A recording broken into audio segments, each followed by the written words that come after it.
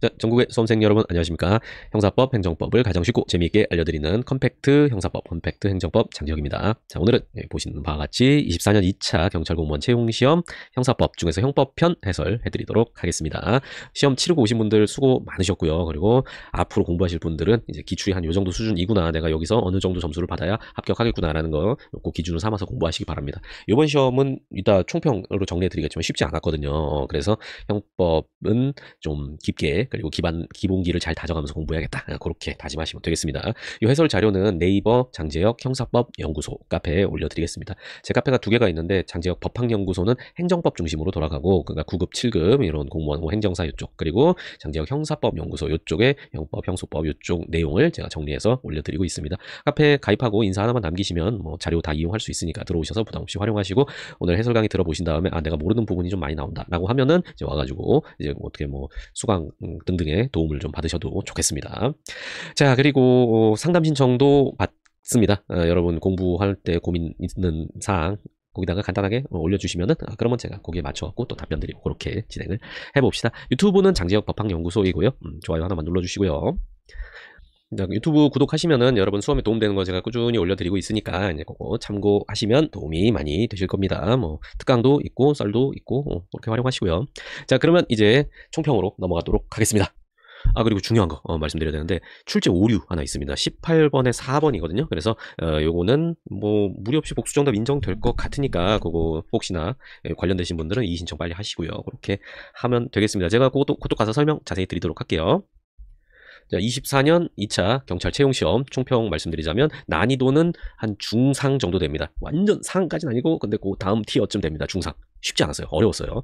그래서 형법 파트에서 점수 잘 받으셨으면 그럼 합격이 꽤 가까워지지 않을까 생각을 합니다. 우선 특징적인 거는 지난 시험이랑 유사하게 최신 판례가 굉장히 많이 나왔거든요. 그래서 24년 2차 시험인데 24년 초반 판례도 나왔고, 그리고 23년 거 엄청 많이 나왔고, 22년, 21년, 20년 요런 최신 판례라고 부를 수 있는 그 범주들의 문제들이 많이 나왔기 때문에 그쪽에 대한 준비를 앞으로도 철저히 하시라. 다음 시험 준비하시는 분들이 주로 이 영상을 보실 텐데, 최근에는 요 최신 판례를 많이 내는 게 트렌드이기 때문에 최신 판례 좀 더 꼼꼼히 하시길 바랍니다. 저도 그 학원에서 하는 강의 커리큘럼 중에서 최신 판례 비중을 많이 높여놨거든요. 저는 기존부터 진작부터 높여놔갖고, 최초에 제가 한 2018년인가 17년인가 그때는 한 3개년 정도 이렇게 했었는데, 요즘에는 7개년씩 하고 있거든요. 그 최신 판례가 출제 비중도 굉장히 늘어나고, 그리고 예전에 한 3, 4년 전에 판례가 나와가지고 지금까지 출제 한 번도 안 되다가 여기서 갑자기 띡 나오고, 이제 이런 경우가 많기 때문에 경찰 채용 시험이 예전 난이도랑 지금 난이도랑 비교해보면 정말 차이가 많이 납니다. 그러니까 여러분도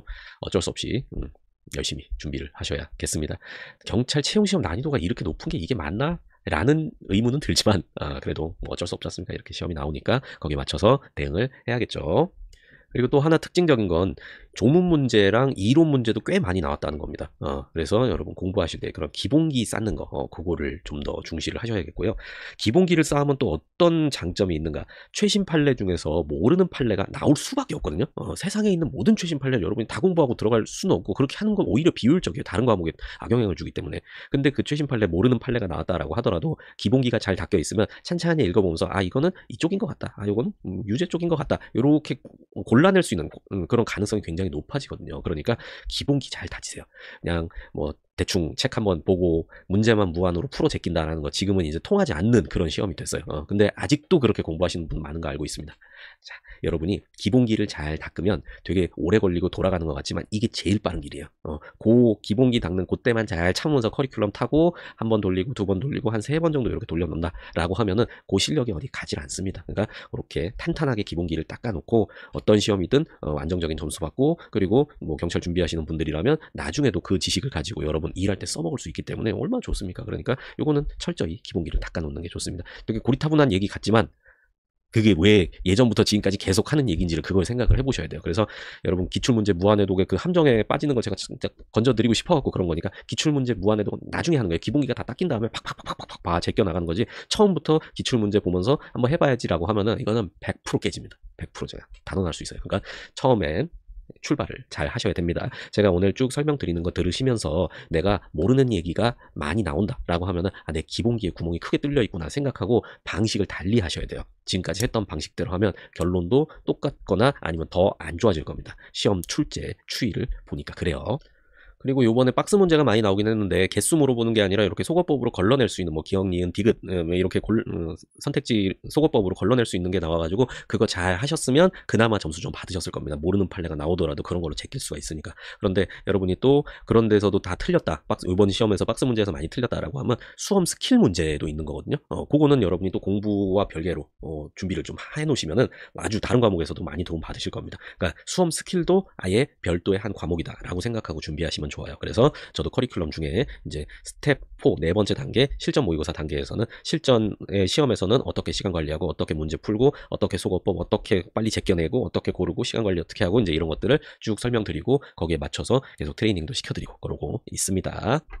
그 다음에 학설 문제는 생각보다 많이 나오지는 않았어요. 그냥 한 문제에 묶어가지고 이런저런 학설 물어보는 문제였는데 결국은 난이도 그렇게 높지 않았고 학설 문제 치고는 그건 난이도는 뭐 중하 정도 되는 문제 이제 그거 하나 나왔었습니다. 근데 난이도를 높이기 좋은 것 중에 하나가 학설이거든요. 요즘은 이제 최신 판례랑 지엽적인 판례 이제 이런 걸로 난이도를 자꾸 높여가고 있는데 또 어느 순간 이 트렌드가 또 변할 수 있습니다. 그렇기 때문에 수험을 준비하실 때는 뭐 어려운 거 최신 판례뿐만이 아니라 학설 이것도 기본적으로 준비를 해 두셔야 그 문제 확실히 맞추실 수 있을 겁니다.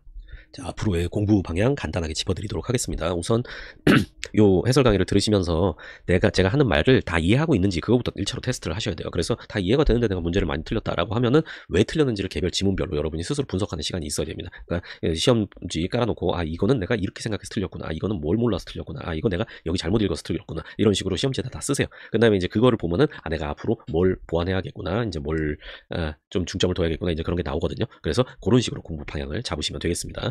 혹시나 그렇게 분석하는 게 어려움을 좀 느끼거나 아니면 나름대로 분석을 했는데 해결책이 도출이 안 된다라고 하면 그것도 카페에다가 질문하시면은 제가 맞춰갖고 도움을 드릴 수 있도록 하겠습니다. 그리고 이제 이해가 안 되는 게 많은 분들이 계실 거예요. 그런 분들이 더 대다수라고 생각을 합니다. 그런 분들은 만약에 공부 초반이다라고 하면은 강의 커리큘럼 차근차근 타는 거 이제 이게 가장 효율적인 해결책입니다. 애초에 커리큘럼이 그렇게 기반 쌓아 나가는 거 이제 그런 방식으로 만들어져 있으니까요. 저는 지금 이제 부산 한국경찰학원에서 강의를 하고 있으니까 그쪽에 와서 강의 들으셔도 되고 아니면 인강 들으셔도 되고 아니면은 카페 통해서 뭐 수강할 수 있는 거 질문 주시면은 그럼 제가 경로를 알려드리도록 하겠습니다. 자, 그리고 이제 여러분이 공부를 내가 어느 정도 했는데 계속 점수 안 나오고 들어도 사실 전에 한 번씩 듣기는 했는데 뭔 얘기인지 정확히 이해는 안 되고 그 지문이 정확히 딱 풀리질 않는다. 뭔지는 알고 분명히 전에 봤던 건데 솔직히 내가 답을 정확히 골라내는지 그거에 의문이 든다라고 하면은 그런 분들은 개별적인 관리만 하시는 게 좋아요. 이 강의로 올릴 수 있는 점수는 어느 정도 올렸다라고 생각하시면 돼요. 근데 그 점수가 합격선 이상이면은 그런 분들은 그냥 일반적인 강의만 듣고 문제 풀고 그래서 합격할 수 있는 거죠. 그런데 내가 그런 커리큘럼을 다 탔는데도 점수가 아직 그 합격선에 이르지 못했다라고 하면은 그분들은 역시 또 강의에서 본인이 뽑아 먹을 수 있는 거는 다 뽑았는데도 그 점수인 거거든요. 그러면은 이제 그때는 다른 방법을 취하셔야 됩니다. 그리고 거기에 좋은 게 관리반이에요. 개별적으로 딱 밀착해가지고 이 사람이 뭐가 문제고 그리고 뭘 더 보완해야 되고 이제 그렇게 계획 짜가지고 차근차근 하다 보면은 그러면 여러분이 더 풀 수 있는 문제가 더 많아지고 틀리는 게 점점 줄어들고 하면서 문제 푸는 게 재밌고 시험 보는 게 재밌어지실 겁니다. 그래서 그 방향은 여러분이 잘 한번 요 강의 들으면서 생각을 해보시고 그리고 의문사항이나 질문사항이 있으면 언제든지 카페에 글을 올려주시면 카페가 거의 뭐 익명 카페이니까 닉네임 닉네임으로 본인 특정이 안 되지 않습니까? 그러니까 질문 같은 거 할 때 너무 부담 느끼지 말고 그냥 질문하세요. 저도 뭐 개개인 막 특정하고 막 찾아보고 막 그러지 않으니까 그렇게 합니다. 익명 게시판 하나 만들까요? 근데 그러면은 이게 관리가 감당이 안 돼가지고 그래가지고 그냥 일반적인 게시판으로 해놨습니다. 자유 게시판이나 질문 게시판이나 그런데 활용하시면 됩니다. 자, 여러분이 공부를 제대로 딱 해놓고 어느 경지에 올라간다라고 하면은 이제 그때 주변이 좀 보일 거고 주변을 보면 경쟁자들이 그렇게 세지 않구나라는 걸 느끼게 될 겁니다. 근데 지금은 여러분이 아직 이제 그 경지에 이르지 못해가지고 어떻게 할지 모르겠고 앞이 깜깜하고 이제 이렇게 느끼시고 있을 거라고 생각합니다. 자, 그래서 뭐 전반적인 말씀은 간단하게 드렸고요. 이제 개별적인 문제 풀면서 제가 하나하나 지문 체크해드리고 뭐 배경 내용도 좀 설명드리고 하겠습니다. 이번에는 강의가 조금 천천히 제가 또 깊게 설명드릴 계획을 가지고 있어가지고 이게 조금 길어질 것 같은데 그렇게 됩니다. 그리고 이 해설 강의 들으실 때는 반드시 문제 먼저 풀고 들으셔야 된다는 거 그거 명심하시고요. 그래서 아직 시험을 안 본 분이다라고 하면은 그냥 요 앞부분만 보고 뒤에 뭔 얘기하는가 잠깐 몇 개만 이제 대충 보고 그리고 좀 밀어뒀다가 나중에 여러분이 혼자 문제 풀어보고 그 다음에 강의 활용하는 거 그게 좋을 겁니다. 자, 그러면 이제 본격적으로 시작하도록 하겠습니다. 자, 1번입니다. 죄형법정주의 설명 적절하지 않은 이고요. 형법에 따라 집행유예 시 부과할 수 있는 보호관찰, 형벌이 아니라 보완처분, 그래서 재판시 규정에 의하여 보호관찰을 받을 수 있을 것을 명할 수 있다고 해석한 것은 형벌 불소구 원칙에 반하지 않는다. 맞죠? 보호관찰은 보완처분이기 때문에 형벌 불소구 원칙 적용 안 된다. 보완처분 중에서 불소구 원칙 적용되는 건 사회봉사뿐이다. 이렇게 암기해 놓으시면 해결됩니다. 2번 도교법 위반하여 운전면허 받지 아니하고 자동차 운전하는 행위를 대상으로 하는 교특법 단서 7호를 운전면허 취소 사실을 알지 못하고 자동차를 운전하는 경우도 포함하는 것으로 해석하는 것은 유추해석 금지 원칙에 반한다거든요. 요거는 23년 최판 문제고요. 그래서 요번에도 최판 많이 나왔기 때문에 최신 판례는 정말 중요합니다. 자, 운전면허 취소 사실을 알지 못하고니까 결국 고의 얘기거든요. 그래서 특별한 규정, 과실범 처벌 규정 등의 특별한 규정이 없는 한 고의범만 처벌하는 게 형법의 대원칙이잖아요. 형법 13조 형법 총칙 규정은 형벌을 규정한 다른 법의 규정에도 적용된다. 라는 게 이제 형법 총칙에서 언급하고 있는 내용이죠. 그래서 요 13조도 다른 법, 이런 도교법이라든가 교특법이라든가 건축법이라든가 그런 법에 이제 사징금 상정 벌구가물 형벌 규정이 적용돼 있다면 그것은 실질적 의미의 형법이고 그 실질적 의미의 형법에는 형법 중에서도 총칙 규정은 다 적용된다. 그래서 결론적으로 어떤 범죄든 과실범 처벌 규정 등의 특별한 규정이 없는 한 고의범만 처벌한다. 그래서 여기서도 자기가 무면허라는 사실을 알고 운전을 해야 돼요. 다른 말로 하면 객관적으로 면허 없이 운전을 해야 되고 주관적 행위자 내심의 의사도 나는 면허가 없지라는 걸 인지하고 운전해야 된다라는 겁니다. 그렇기 때문에 모르고 운전해도 처벌하는 걸로 해석하면 안 된다 이런 결론이 나오죠. 그게 유추해석 금지 그렇게 해석하면 유추해석 금지 원칙에 반한다. 잘못된 해석이다라는 겁니다.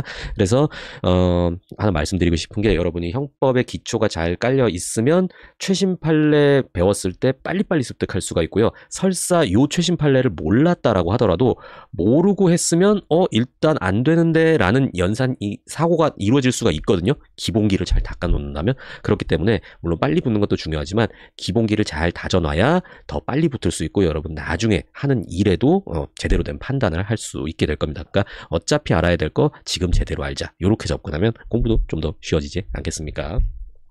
자, 그 다음에 3번 가정폭력범죄 특례법이 정한 보호처분 중 하나인 사회봉사명령 보완처분의 성격을 가지나 가정폭력범죄 행위에 대하여 형사처벌 대신 부과되는 것으로서 형벌 불소구 원칙에 따라 행위시법 적용함이 상당하다. 맞는 내용이죠. 사회봉사명령에만은 불소구 원칙이 적용된다라는 거. 그리고 4번 요것도 24년 최신 판례였어요. 군형법 상관 명예훼손죄에 대해 위법성 조각 같은 규정을 별도로 두지 않았다라고 하더라도 법규범 체계 등등 위법 목적 등에 비추어 정당하다고 평가되는 한도 내에서 그와 유사한 사안에 관한 법규범을 적용할 수 있다 할 것이므로 형법 310조 요거 위법성 조각 근데 310조는 형법 307조 1항의 행위에 대해서만 적용된다 이렇게 입법이 돼 있죠. 하지만 이 군형법 요 상관 명예훼손죄에도 유추 적용된다라는 게 최신 판례였습니다. 정답은 2번. 자, 2번입니다. 형법의 적용 범위 적절하지 않은이고요. 법무사 등록증 대여를 처벌하는 법무사법에 더하여 2017년 동법 72조의 몰수 추징 조항이 뒤늦게 신설되었다. 몰수 추징 조항 요거는 형벌 조항이잖아요. 그러니까 뒤늦게 신설됐다라고 하면 그 전의 행위에 대해서는 적용하면 안 되겠죠. 14년 1월경부터 18년 4월경까지 법무사 등록증 대여 금지 위반하여 취득한 이익 전부를 추징하면 안 되겠죠. 지금 17년 12월에 제정됐기 때문에 14년부터 그 제정 전까지는 적용하면 안 되고 제정 이후부터 18년까지만 적용하면 되겠죠. 이렇게 날짜가 나왔는데 그 날짜 계산해가지고 문제 푸는 거는 좀 쉽지 않은 문제였죠. 물론 이 판례를 알았다면 이게 20년 판례거든요. 근데 이 판례를 알았다면 풀 수 있었고 역시 이 판례 몰랐다라고 하더라도 여러분이 기본 배경이 있었으면 몰수, 사징금 상정 벌구가 형벌이구나. 형벌은 형벌 조항이 뒤늦게 신설됐 했다니까 이거 소불소구 원칙 문제구나라는 게 떠올라야 되고요. 떠오르게 될 거고요. 그런 다음에 그거 전부 요거 적용하면 안 되겠구나라는 것까지 생각이 미칠 수 있겠죠. 여기 아예 대놓고 얘기 나오잖아요. 그러니까 요 틀에 맞춰가지고 날짜 이렇게 보면 이거 뭔가 이상하구나라는 거 이제 아실 수 있을 겁니다. 그래서 요거는 틀렸죠. 정답 1번. 그리고 2번 유사수신 약정 체결. 요 유사수신 요것도 20년 판례거든요. 유사수신 약정 체결 출자금 수수 행위가 대한민국 영역 내에서 이루어진 이상 비록 인터넷 홈페이지를 개설한 장소나 출자금을 최종적으로 수령한 장소가 대한민국 영역 외라 하더라도 성명 국적 불상의 회사 운영자들에게 형법 2조 국내범 8조 총칙의 적용에 따라 대한민국 형벌법규 유사수신 행위법이 적용된다. 맞는 얘기입니다. 요것도 혹시나 판례를 몰랐더라도 충분히 풀 수 있는 지문이었어요. 왜냐하면 대한민국 영역 내에서 이 범죄가 조금이라도 있었으면 뭐 예를 들어서 마약이 잠깐 내렸다가 다시 타고 비행기를 갔다던가 아니면 또 유명한 판례 있죠. 공모만 대한민국에서 하고 나머지는 뭐 중국에서 일본인이 뭐 대만 뭐 이런 식의 판례도 다 대한민국 형법 적용된다라는 이제 리딩 판례가 있기 때문에 그래서 요거는 대한민국 영역 내에서 행위가 이루어졌기 때문에 우리나라 법 적용된다. 요 내용입니다. 그런 다음에 3번 형법의 인적 적용 범위 이거는 거의 10년 넘게 만에 나온 것 같아요. 이쪽에 있는 판례가 요거 거의 하나뿐인데 이제 뭐 결국은 우리나라 법 적용된다 이 얘기거든요. 자 읽어드릴게요. 미합국 중국 군대 군속 중 통상적으로 대한민국에 거주하고 있는 자는 소파 협정이 적용되는 군속의 개념에서 배제되므로 10년 넘게 대한민국에 머물면서 한국인 아내입니다. 결혼하여 가정을 마련하고 직장생활을 하는 등 생활 근거지를 대한민국에 두고 있었던 미합 중국 국적의 갑이 저지른 범죄에 대해 대한민국 형사재판권 행사할 수 있다가 맞습니다. 이 판례는 평시에는 우리나라가 재판권을 행사할 수 있다. 요 미국 군대 군속 이제 군무원이라고 부르죠. 예전엔 군속이라고 불렀고요.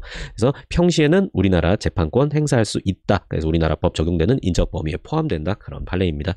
그리고 4번 이런 건 절대 헷갈리면 안 되죠.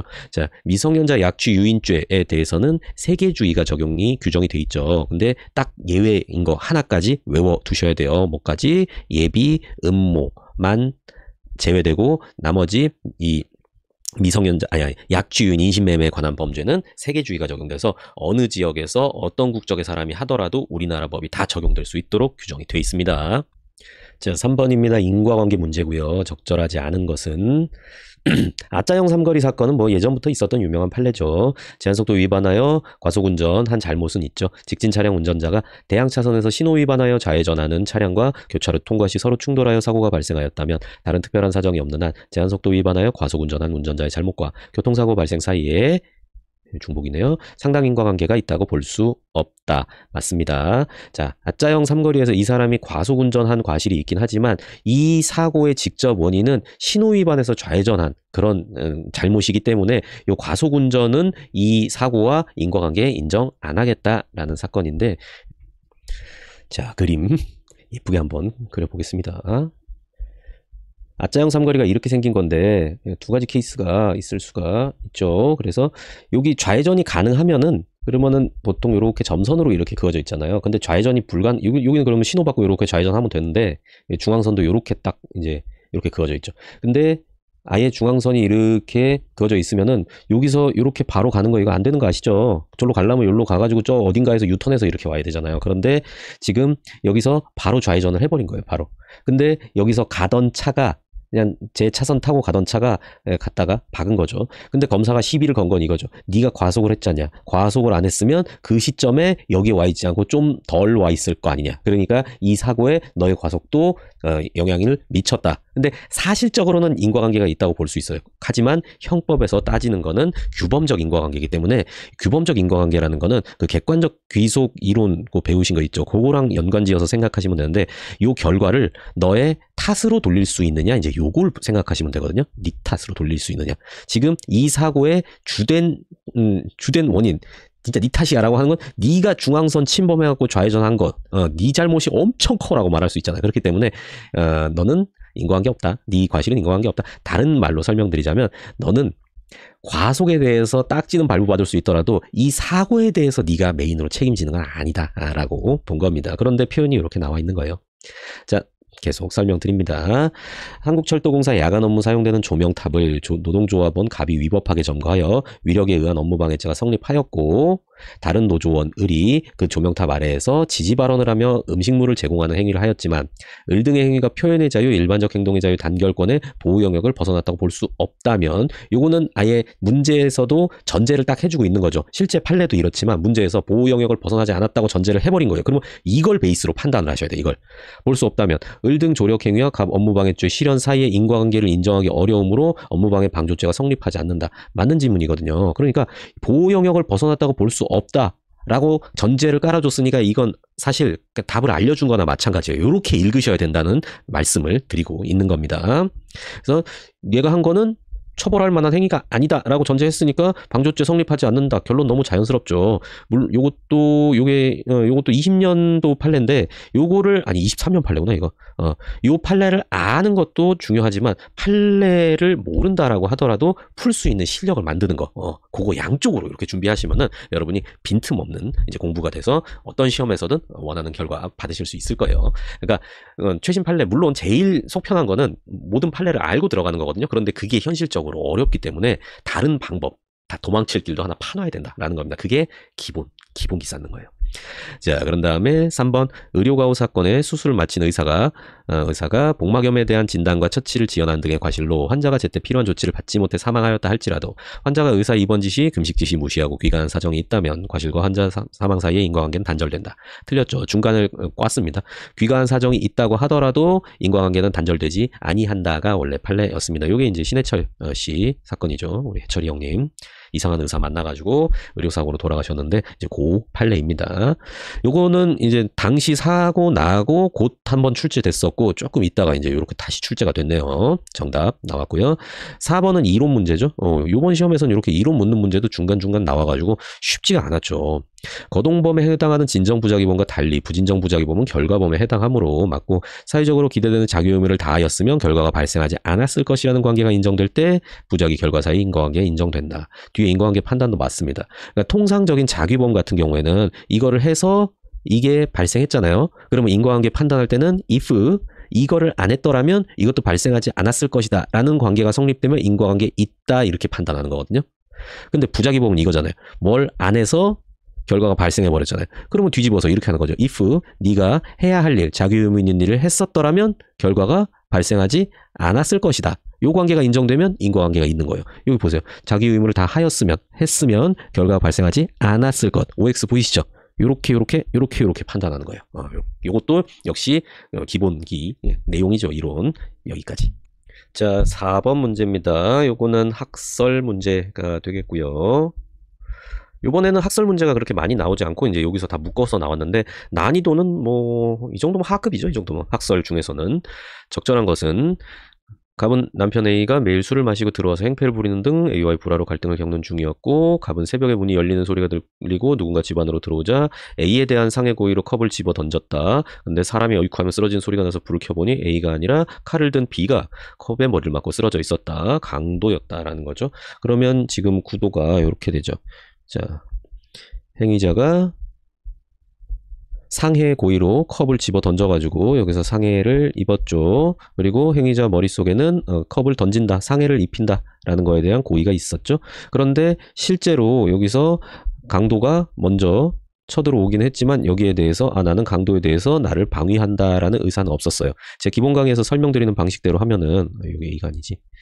여기 A 지워져라. 여기 B, 여기 C, 여기 D 이렇게 되죠. 그래서 A, B, C, D 중에서 D가 없는 사안이니까 요거는 우연 방위가 되는 사안이 되겠죠. 요런 것도 배경으로 한번 깔아드리도록 할게요.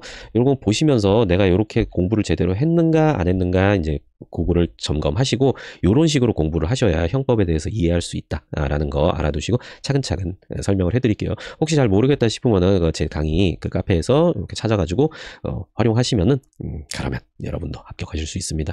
자, 여기 방금 보여드렸던 요 A, B, C, D 이제 요거를 가지고 빨리 설명을 한번 드려볼게요. 형법은 구성요건 해당성, 위법성, 책임 요 순서대로 가는데 구성요건에서는 객관적 구성요건과 주관적 구성요건, 기본적으로 고의 이렇게 있겠죠.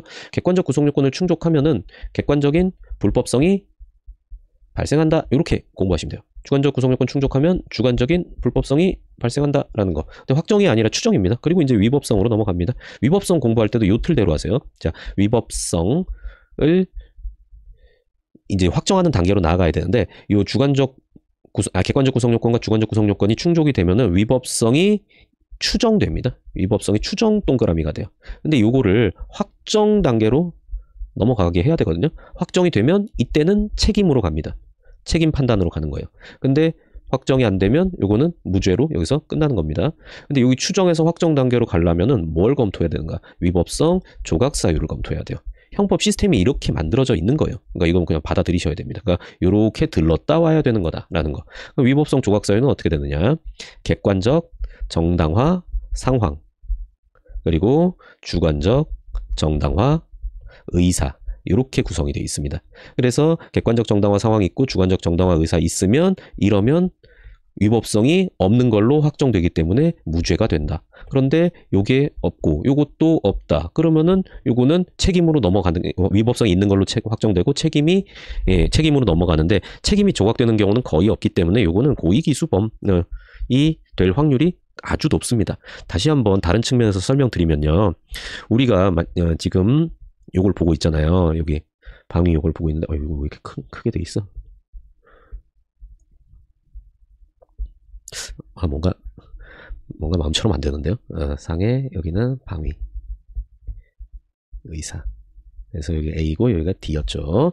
만약에 요 행위자가 컵으로 상해를 가하면서 상해를 입혀야지라고 생각했는데 실제로는 강도가 먼저 공격을 해가지고 강도에 대항해서 나를 방위해야겠다는 방위의사까지 있으면서 이런 행위를 했다라고 하면 우리는 요 사안을 딱 보고서 야 이건 정당방위구나 이 사람 처벌하면 안 되겠구나라고 직관적으로 생각할 수 있겠죠. 하지만 실제로는 그렇게 형법적으로는 그렇게 판단하면 안 되고 따박따박 나눠서 판단해야 돼요.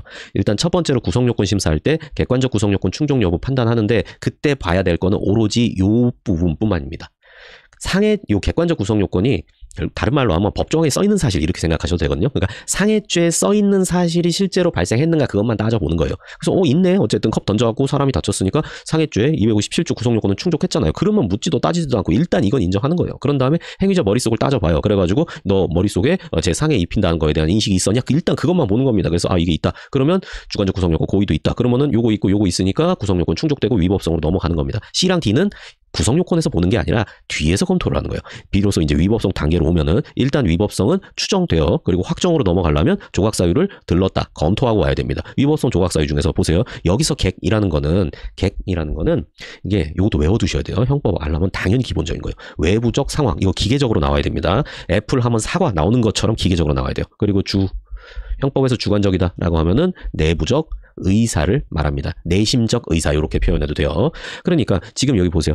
컵을 던져서 상해 입혔다는 건 외부적 상황이죠. 그리고 얘 머릿속에 상해를 가해야지 라는 거는 내부적 의사죠. 그 다음에 강도가 먼저 공격을 한다. 요거는 역시 외부적 상황이고 나는 강도에 대항해서 나를 방어해야겠다라는 거는 내부적 의사가 되는 거죠. 위법성 조각사유에서도 객관적 정당화 상황 그러니까 결국 이거예요. 여기서 만든 객관적 구성 요건을 충족함으로써 만들어진 객관적인 불법성 나쁘잖아요. 사람 컵으로 다치게 하는 거 그거를 정당화해 줄 수 있는 안 나쁘게 만들어 줄 수 있는 상황이 바로 여기서 검토하는 객관적 정당화 상황이 되는 거예요. 근데 강도가 공격한다는 다른 외부적 상황이 이 컵으로 상해하는 이 상황을 어쩔 수 없었구나라고 정당화시켜 준 거죠. 그러니까 이게 객관적 정당화 상황 바로 C를 여기서 검토하는 거예요. A는 여기서 B는 여기서 C는 여기서 그럼 D는 여기서 검토하는 거죠. 보세요. 상해를 가해야지라는 마음은 나쁜 마음 나쁜 생각이잖아요. 법을 위반하는 그런 나쁜 마음이잖아. 어떻게 사람을 상해를 가해. 그런데 그 나쁜 마음을 중화시켜 줄 수 있는 다른 착한 마음이랄까 이런 건 강도에 대해서 방위하기 위해서 어쩔 수 없다. 그럼 상해 가해야 된다라는 생각도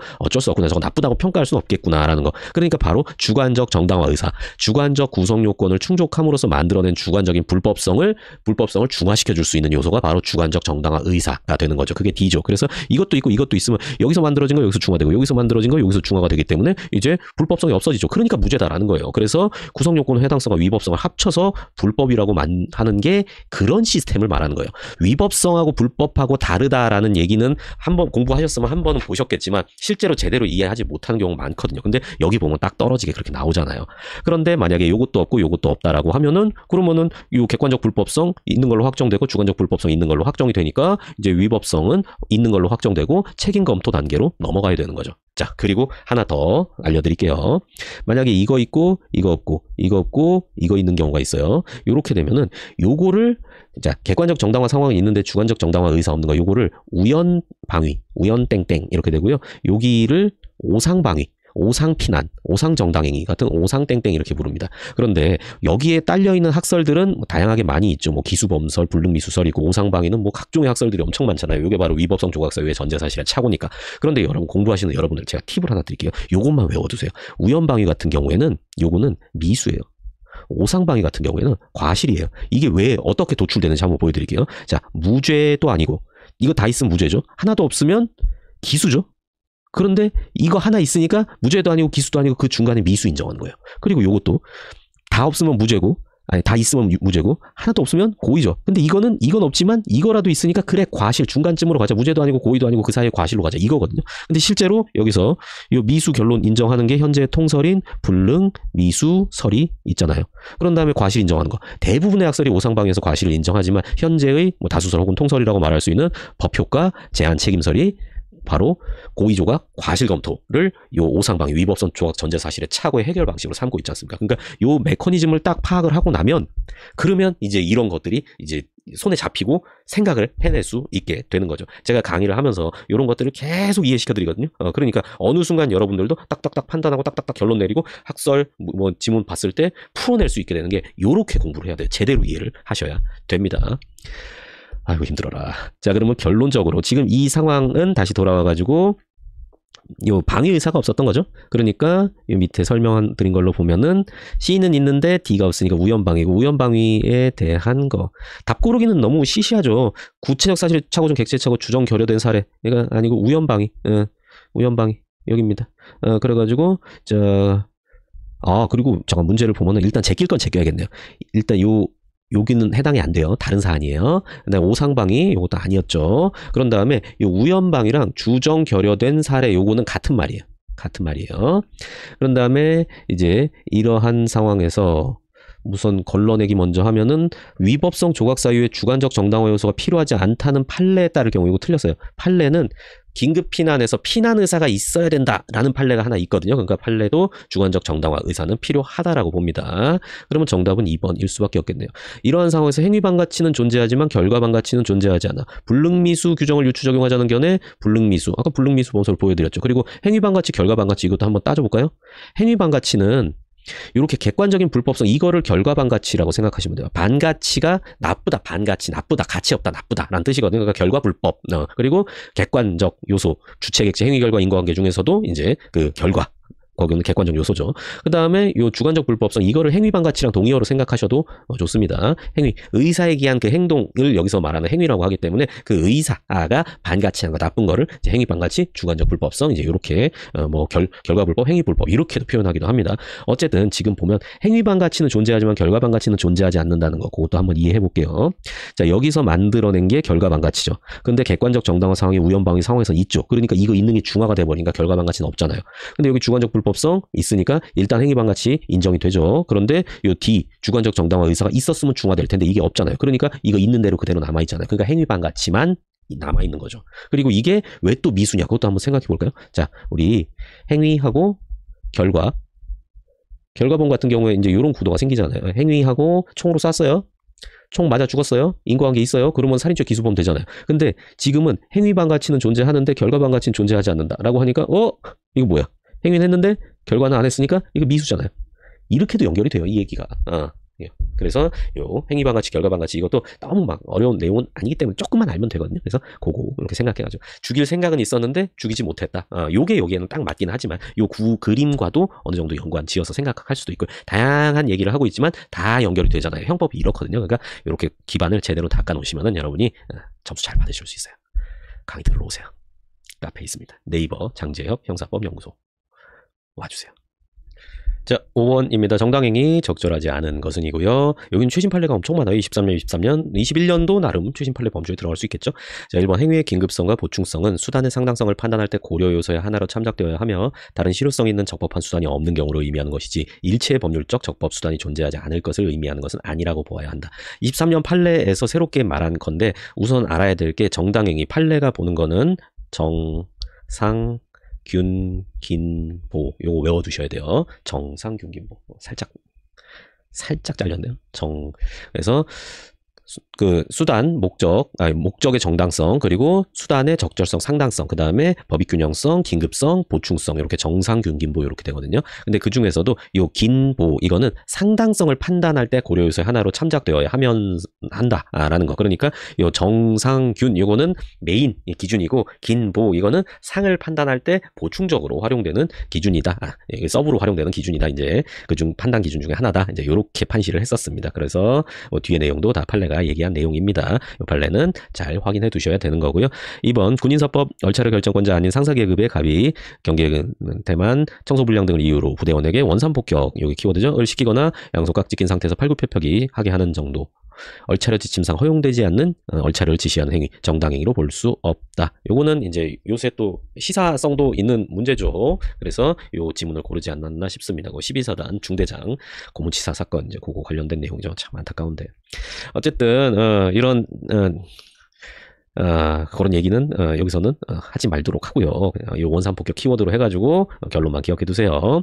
그다음에 3번입니다. 이것도 최신 판례예요. CCTV 설치 운영에 근로자들의 동의 절차나 노사협의회의 협의를 거치지 않았다는 이유로 노동조합원 등이 회사에서 설치하여 작동 중 CCTV 카메라 51대 중 근로자의 작업 모습이 찍히는 12대를 골라 검정색 비닐봉지를 씌워 임시적으로 촬영을 방해한 경우 정당행위, 요거는 정당행위 인정한다라는 거였거든요. 그래가지고 요건 결론이 잘못됐습니다.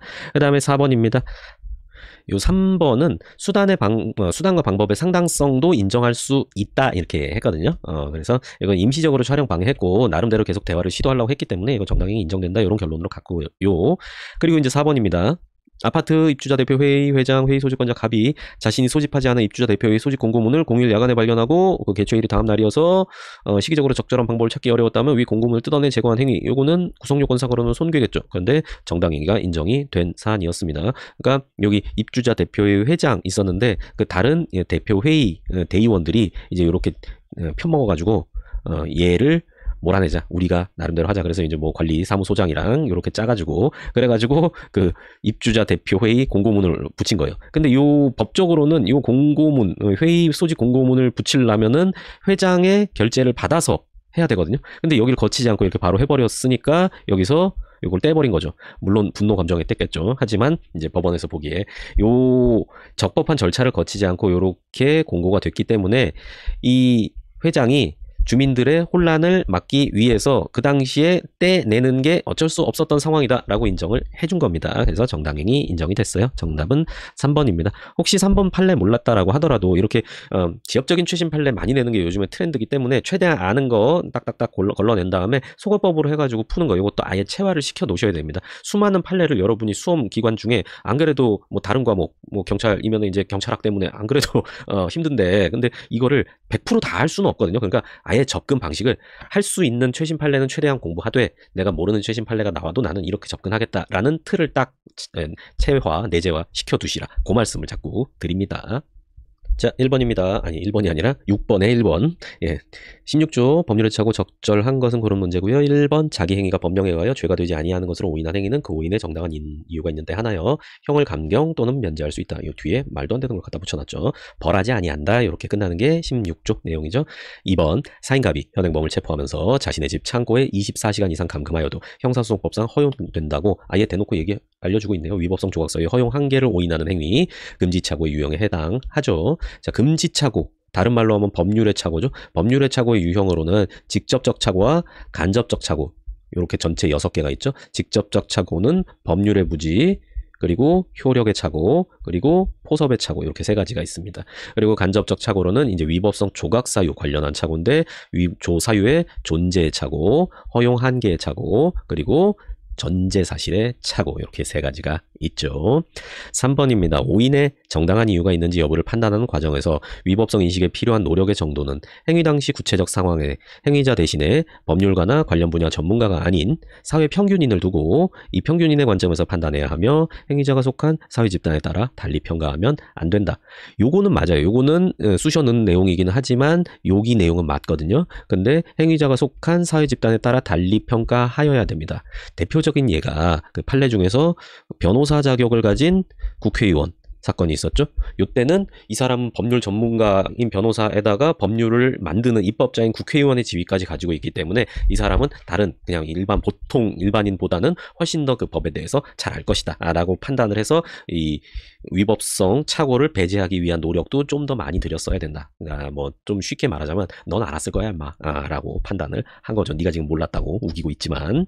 그래서 다 틀렸으니까 정답은 4번이네요. 요 문제도 요거 18년도에 나왔던 판례인데 그렇게 그러니까 이게 이 4번 판례를 몰랐다라고 하더라도 이렇게 걸러내서 풀면 되는 문제입니다.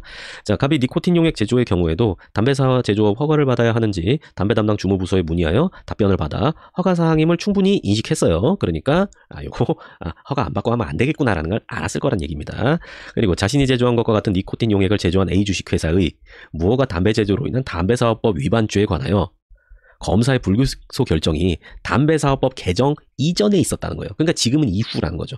그러면 담배사업법이 금지하는 무허가 담배 제조 행위의 위법성을 인식하지 못한데 정당한 사유가 있다고 보기 어렵다. 맞습니다.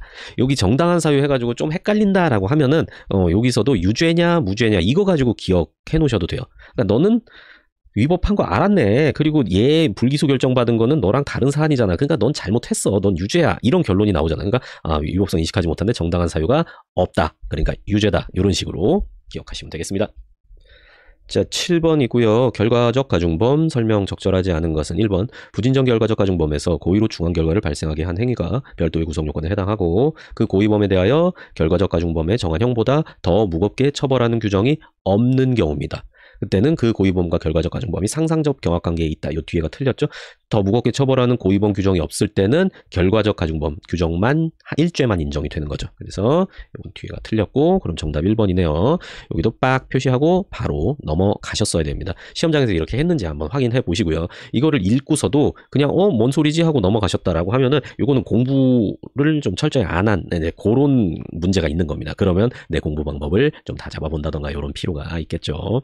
2번입니다. 재물을 강취한 후 피해자 살해할 목적으로 현주건조물에 방화하여 사망에 이르게 했다. 이때는 이 고의범에 대해서 처벌하는 규정이 따로 있는데 이게 이 결과적 가중범보다 형량이 더 세요. 현건방치사는 사형무기 7년 이상인데 여기는 사형 무기밖에 없는 아주 시원한 범죄거든요. 그렇기 때문에 강도살인죄도 따로 인정해서 상상적 경험, 결국 형량이 중한 걸로 처벌하기 위해서. 그 다음에 3번 결과적 가중범은 중한 결과가 고의적인 기본범죄에 전형적으로 내포된 잠재적 위험의 실현이라는 점에서 일반의 과실범의 결과 야기보다 행위반 가치가 크다. 맞습니다. 그 다음에 4번 적법하게 직무를 집행하는 공무원에 대하여 위험한 물건을 휴대하여 고의로 상해를 가한 경우 이때는 특수공무집행방해 치상죄만 성립하고 별도로 특수상해죄를 구성하지 않는다. 요게 실제 판례는 특수상해죄가 아니라 폭처법 그 내용이었거든요. 폭처법상 흉기상해죄 집단 흉기 등 상해죄 이제 요건데 요거를 이렇게 특수상해죄로 바꾼 겁니다.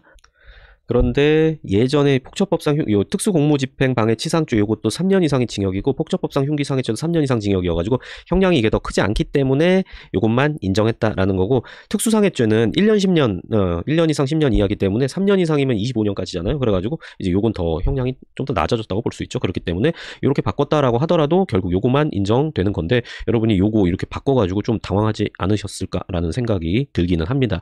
어쨌든 그래서 강조하고 싶은 건 답 나오면 일단 찍고 넘어가야 된다라는 겁니다. 괜히 여기서 혼란을 일으킬 수가 있기 때문에 제가 수업 때도 계속 강조하는 내용이죠. 자, 8번입니다. 부작위범 설명 적절하지 않은 것은 이고요. 1번 보험계약 체결 당시 이미 발생한 교통사고 등으로 생긴 요추, 경추, 사지 부분의 질환 관련하여 입통원 치료받고 있었을 뿐만 아니라 그러한 기왕증으로 인해 유산상해 질병으로 보통의 경우보다 입원 치료를 더 받게 될 개연성이 농후하다는 사정을 인식하고 있었음에도 자신의 과거 병력, 치료 이력을 모두 묵비한 채 보험계약을 체결하였다면 부작위에 의한 기망에 해당한다. 여기서는 보험계약 체결만 해도 이 사기죄의 기착처취의 기망에 해당돼서 실행 착수를 인정할 수 있는가 요게 쟁점이거든요. 요건 제가 기본 강의 때부터 설명드린 내용인데 여기서 압축적으로 설명드릴게요. 보험계약을 체결한 보험사기 같은 경우에는 보험사기 흐름이 이렇게 됩니다. 보험계약을 체결하고 그 다음에 보험사고가 발생하고 그리고 보험금을 청구해가지고 보험금을 수령하는 이런 흐름으로 나아가게 되거든요. 그런데 원칙적으로 요때 착수고 요때 기수입니다. 요때 착수고 요때 기수예요. 사기죄가 기망, 착오, 처분행위 취득. 아이고. 처분행위 취득. 이렇게 가기 때문에 기망행위 때 실행 착수, 취득 시에 기수 이렇게 되죠. 그런데 보험 사기에서는 보험금, 돈 청구했을 때 실행 착수고 돈 받았을 때 기수다. 이게 판례의 기본적인 입장이거든요. 그런데 판례가 예외적으로 요때 착수를 인정하는 경우가 있었어요. 요때 판례가 예외적으로 이제 이 최초의 저 법리가 나왔던 건 생명보험 가장 체결 사건이었어요. 그러니까 A가 죽으면 B한테 보험금을 주세요라는 계약을 A가 체결해야 되잖아요. 보험회사랑 A랑 체결해야 되잖아요. 근데 B가 A인 척 하면서 그런 계약을 체결하는 거죠. B가 저 A인데요. 제가 죽으면 보험금 10억 나오는 계약을 체결합시다. 수익자는 B요. 이런 식으로 하는 거예요. 이러면은 이제 보험 사기 가능성이 엄청 높아지는 그런 상황이죠. 딴 사람인 척하면서 하는 거니까. 그러니까 그것이 알고 싶다에 자주 나오는 이제 그런 상황이죠. 이렇게 됐을 때 판례가 이런 상황이라 생명보험 가장 체결이라고 하더라도 원칙적으로 이때 착수지만 예외적으로 요때 착수를 인정할 수 있는 경우가 있다라고 하면서 이미 갑이 아니라 요 B가 A가 죽었다는 사실을 이미 알고 하는 거예요. B인 척하고 살아있는 척하고 그리고 곧 A가 죽을 만한 사정을 알고서 체결한 경우 그때 그런 다음에 B가 A를 곧 죽이려는 계획을 가지고 보험사고를 발생케 하려는 의도를 가지고 그렇게 보험계약 체결한 경우에는 예외적으로 요때 착수를 인정해요. 원칙적으로는 이때 착수를 인정하지만 그래서 제가 요거를 압축해서 요렇게 알려드렸어요. 을 여러분도 요거 들으면 바로 기억나실 거예요. 스타인 생명보험 가장 체결 이미 A가 죽은 A가 곧 죽을 A를 죽일 요거 세 가지. 그런데 판례가 요거를 최근에 2017년쯤에 이거를 전체 보험 사기에 모두 확장해서 적용을 하고 있거든요. 전체. 그러니까 요 사안이 이제 그 사안인 거예요. 여기는 생명보험 가장 체결은 아니지만 그냥 일반 보험이잖아요. 여기 보니까 뭐 상해보험 같네. 뭐 교통사고 상해보험 같은 거. 그런데 지금 이미 은을일 중에서 어디에 연관 지을 수 있을까요? 이미 보험 사고는 발생해버렸죠. 이미 상해는 몸에 있잖아요. 그러니까 은에 해당하는 거죠. 이때는 체결만 해도 착수가 인정된다. 그러니까 부작위한 기망에 해당한다. 이게 맞는 내용이 되는 거죠. 나올 만한 게 안 나오다가 요번에 요거 잘 냈네요. 앞으로도 이제 이런 거는 이쪽은 좀 더 나올 수 있을 것 같아요. 또 그러니까 잘 공부해 두시고요. 혹시 이런 거 뭐 처음 들었다라고 하면 이런 거 알아야 제대로 합격할 수 있으니까 꼭 와가지고 강의 듣고 저랑 같이 기반 쌓으시고요. 자, 2번입니다. 경찰 공무원이 지명 수배 중인 범인을 발견하고도 직무상 의무에 따른 적절한 조치를 취하지 아니하고 오히려 범인을 도피케 하는 행위를 하였다. 직무유배 위법 상태는 범인 도피 행위 속에 포함되어 있다고 보아야 할 것이므로 이때는 자기 범인 범인 도피죄만 성립한다. 일반적인 판례니까. 자, 그리고 3번 요거 되게 비슷한 맥락이거든요. 아, 비슷한 맥락은 아니구나. 요게 쏘리요. 여기 잘 안 지워지지? 지우고 싶다. 지워졌네요. 자, 요거는 그 정수장학회 사건이에요. 정수장학회. 정수장학회가 뭔지 아세요? 장학회. 박정희의 정, 유경수의 수 해가지고 이제 그때 만든 장학회인데요. 지금은 이제 여기 이사장을 그 전 박근혜 대통령 동생, 이 당시에 이제 그 동생 근령 이분이 하고 있었을 때 그때 사건입니다. 그 한겨레 신문 기자랑 이렇게 통화를 했어요. 그런 다음에 이제 통화 다 마치고 여기서 우리나라는 또 그런 거 있잖아요. 좀 나이 어리거나 아랫사람이다라고 하면 상대방 예우 차원에서 전화 안 끊고 기다리잖아요. 그러니까 그게 매너라고 생각하고 있죠. 우리 조선 사람들은. 근데 이제 여기서도 전화기 상대방이 그냥 끊었겠지 생각하고 전화기를 그냥 내려놓은 거예요. 바닥에 내려놓고 그리고 다른 사람이랑 무슨 대화를 했는데 여기 기자가 이제 전화 언제 끝나라고 이렇게 기다리다 보니까 전화는 안 끊기고 이 사람이 다른 얘기를 시작하는데 오호라 요거 봐라라고 해가지고 여기서 녹음 버튼을 눌렀어요. 그런 다음에 거기서 요 녹음한 거를 이제 요게 좀 기사거리가 될 것 같으니까 녹음 정리해가지고 신문에 딱 기사화했고 바로 고소했죠. 상황 봅시다. 갑이 휴대폰 녹음 기능을 작동시킨 상태로 A의 휴대폰에 전화를 걸어 8분간의 전화 통화를 마친 후 처음부터 녹음을 했었네요. 바로 전화를 끊지 않고 기자들은 다 녹음하죠. 요즘 뭐 여러분도 보면 유튜브 보면은 전화 녹취 아주 뭐 누가 누구랑 무슨 통화를 했는지 그거 가지고 뭐 조회수 빨고 난리 나잖아요. 그러니까 그냥 앞으로 통화할 때는 내 말은 다 녹음되는구나 라고 생각하고 통화하는 게 이게 합리적인 판단이겠죠. 바로 전화를 끊지 않고 A가 먼저 전화 끊기를 기다리던 중 B의 목소리가 들려오자 A가 실수로 전화 통화 종료 버튼을 누르지 아니한 상태를 이용하여 A와 B가 나누는 대화를 몰래 청취 녹음하였다. 여기서는 부작위가 아니라 자기에 의한 통신비밀보호법 위반죄에 해당한다. 이렇게 봤습니다. 그러니까 지금 여기도 자기와 부작위가 혼재되어 있는 상황이에요. 이거는 그러니까 저 위의 사건이 아니라 보람의 병원 사건이랑 이제 같은 맥락의 사건인 거죠. 그러니까 어떤 행위 이제 내가 녹음 버튼을 누르는 뭐 거는 이제 자기가 되겠고 전화를 끊거나 녹음을 종료하지 않거나 이런 건 부작위가 되겠죠. 근데 그런 자기와 부작위가 혼재돼 있을 때는 자귀에 의한 범죄로 봄이 원칙이다. 이게 판례 입장이잖아요. 여기서 그걸로 했어요. 이게 부자귀 범죄로 가면은 자귀 의무를 어디선가 끌어와야 되는데 자귀 의무 인정하기가 쉽지가 않잖아요. 그렇기 때문에 법원에서는 이제 혼재돼 있으면 일단 자귀에 의한 범죄로 봄이 원칙이다라는 기준을 딱 세우고 있는 거죠. 그래서 정답은 3번이었고요.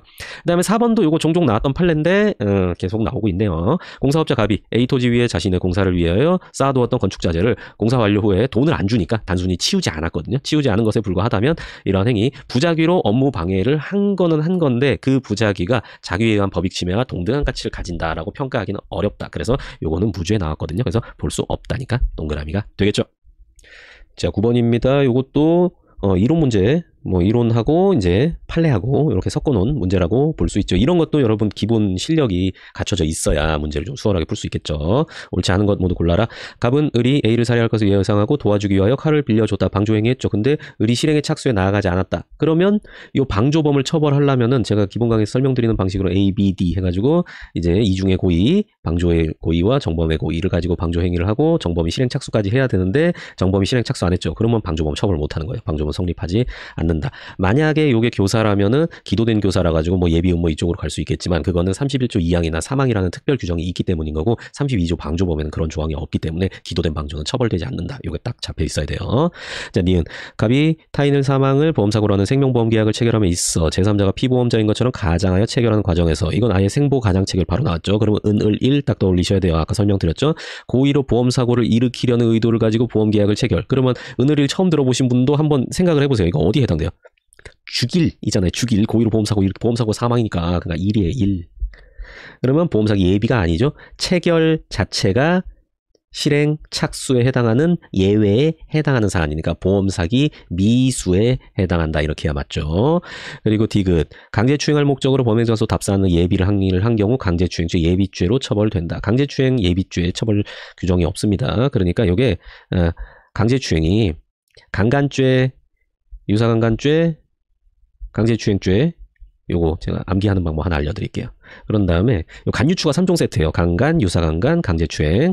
그런 다음에 여기에 붙는 게 이제 준이 있죠. 준, 간유추 이렇게 되고요. 여기 미성년자, 의제, 간유추. 그래서 요 간유추 3종 세트 요거 생각하시면 돼요.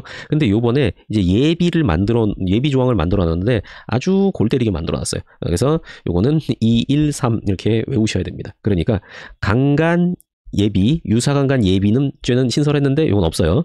준강간에서는 1, 준강간 예비죄만. 그리고 의제강간죄도 3개 다 만들어놨어요. 의제강간, 의제유사강간, 의제강제추행죄. 요거 다 3개 예비 만들어놨어요. 그래서 예비는 213. 간유추 3종 세트 딱 머릿속에 박아두시고 예비는 213에서 하니까 지금 여기 문제는 요 강제추행이니까 예비 처벌 규정 없다. 예비죄로 처벌되지 않는다. 이렇게 되는 거죠. 그래서 지금 요렇게 보면요. 지금 기억, 니은, 디귿 풀었는데 일단 이거 아니죠. 그 다음에 여기 니은 없으니까 안 되죠. 여기 기억 없으니까 안 되죠. 그러면 정답은 이거밖에 될 수가 없겠네요. 리을 안 보더라도 답 고를 수 있죠. 그러니까 이렇게 고르는 문제는 항상 2개나 3개 정도 푼 다음에 선지를 반드시 확인을 해보셔야 됩니다. 여러분. 그 다음에 갑이 A를 살해하기 위하여 치사량에 필요한 독극물 100g을 모으던 중 양심의 가책을 느껴 자의로 중지한 경우 갑은 살인 예비죄 중지미수가 성립한다. 예비의 중지는 인정하지 않잖아요. 판례가. 중지범의 관념은 이를 인정할 수 없다라는 판례 기억나시죠? 그러니까 그 얘기입니다.